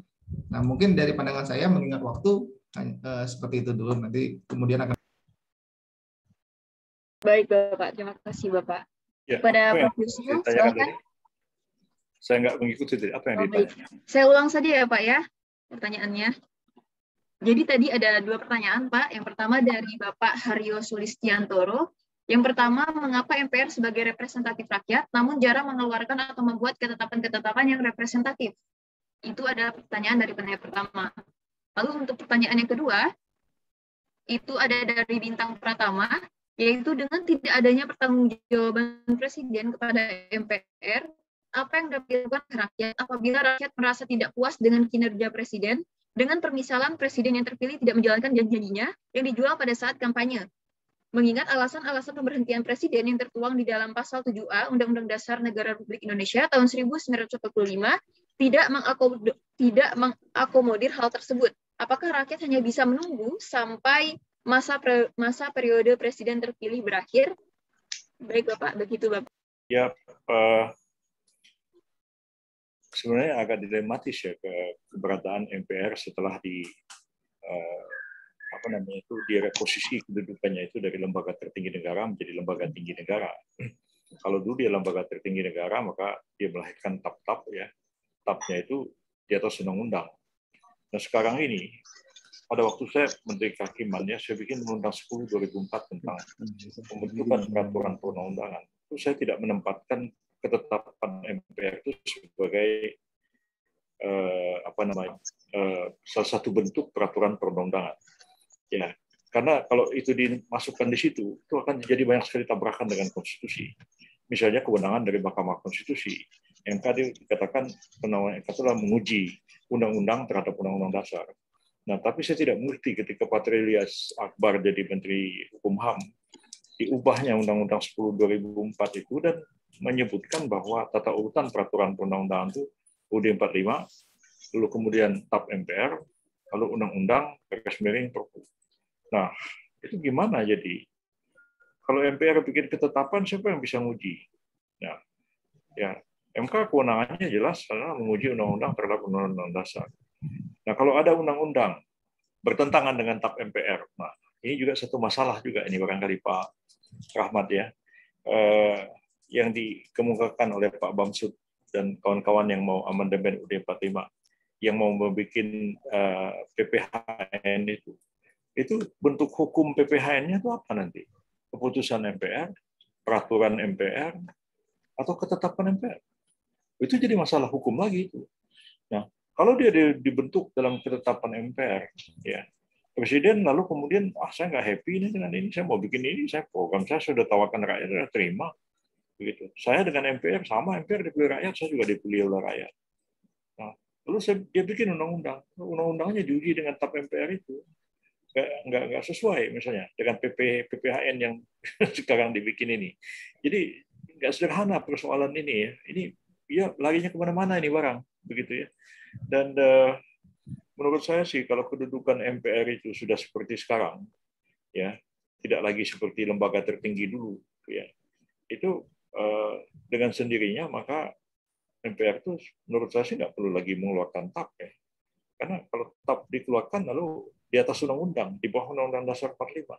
Namprak lagi UUD 45 sendiri yang mengatakan tidak ada TAP MPR sebagai ya karena undang-undang diuji kepada konstitusi tersirat mengatakan bahwa sudah konstitusi UUD 45 ya undang-undang. Kalau enggak nanti bagaimana permasalahannya? Nah ini masalah yang agak rumit ya. Lalu kemudian kalau presiden itu nggak sesuai dengan maunya rakyat ya itu sih udah ada mekanismenya sekarang ini kan kalau dulu kan pakai memorandum pakai segala macam, sekarang ini harus ada proses impeachment yang sudah diatur oleh Undang-Undang Dasar 45 itu sendiri. Jadi nggak sederhana untuk menjatuhkan presiden sekarang dibanding dengan dulu-dulu seperti Gus Dur misalnya itu dengan memorandum 1-2 Gus Durnya dijatuhkan sebagai presiden, tapi sekarang udah nggak bisa. Nah jadi ya, kalau nggak sesuai ya paling orang ngomel aja nunggu aja dia selesai jadi presiden begitu, mau ngapain lagi. Tapi ya bisa aja orang ngomel 1-2 orang, tapi yang lain kan nggak ngomel misalnya, kan bisa aja seperti itu ya, demokrasi ya seperti itulah ya. Dan itu kan proses impeachment juga kan panjang sekali ya, harus dimulai dengan angket, dengan pernyataan DPR, nanti presiden melanggar ini melanggar itu, bawa lagi ke MK, waduh panjang sekali ceritanya. Makasih ya. Saya kira udah jam 5:30 ya, udah capek ya, udah terlalu lama juga.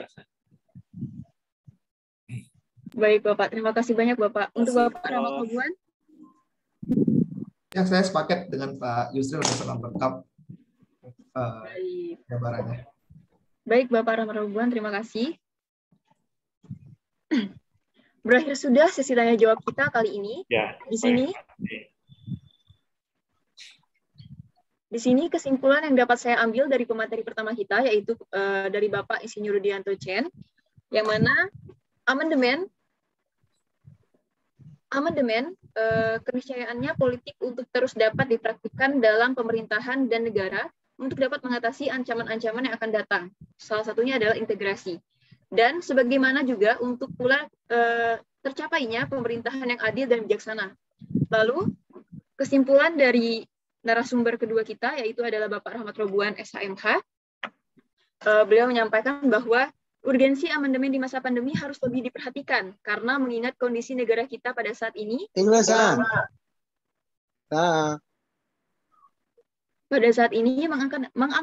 mengamandemenkan konstitusi bukanlah suatu hal yang tepat. Nah, baik, begitu adalah kesimpulan yang dapat saya simpulkan dari penyampaian materi dari narasumber kita pada sore hari ini. Baik, saya Tini Desi Fitria, selaku moderator webinar sore ini mengucapkan permohonan maaf apabila ada tutur kata yang salah. Akhir kata, saya pamit undur diri. Wassalamualaikum warahmatullahi wabarakatuh. Selamat sore, saya serahkan kembali kepada MC. Waalaikumsalam warahmatullahi wabarakatuh. Terima kasih atas pemaparan yang sudah diberi oleh Bapak Profesor Dr. Yusril Ihza Mahendra, SH, MSc, dan pemateri Bapak Insinyur Rudianto Chen dan Bapak Rahmat Robuan, SH, MH. Sebelum akhir acara pada sore hari ini, izinkan kami mendokumentasikan kegiatan pada sore hari ini. Dimohon kepada para peserta untuk bisa mengaktifkan kamera Zoom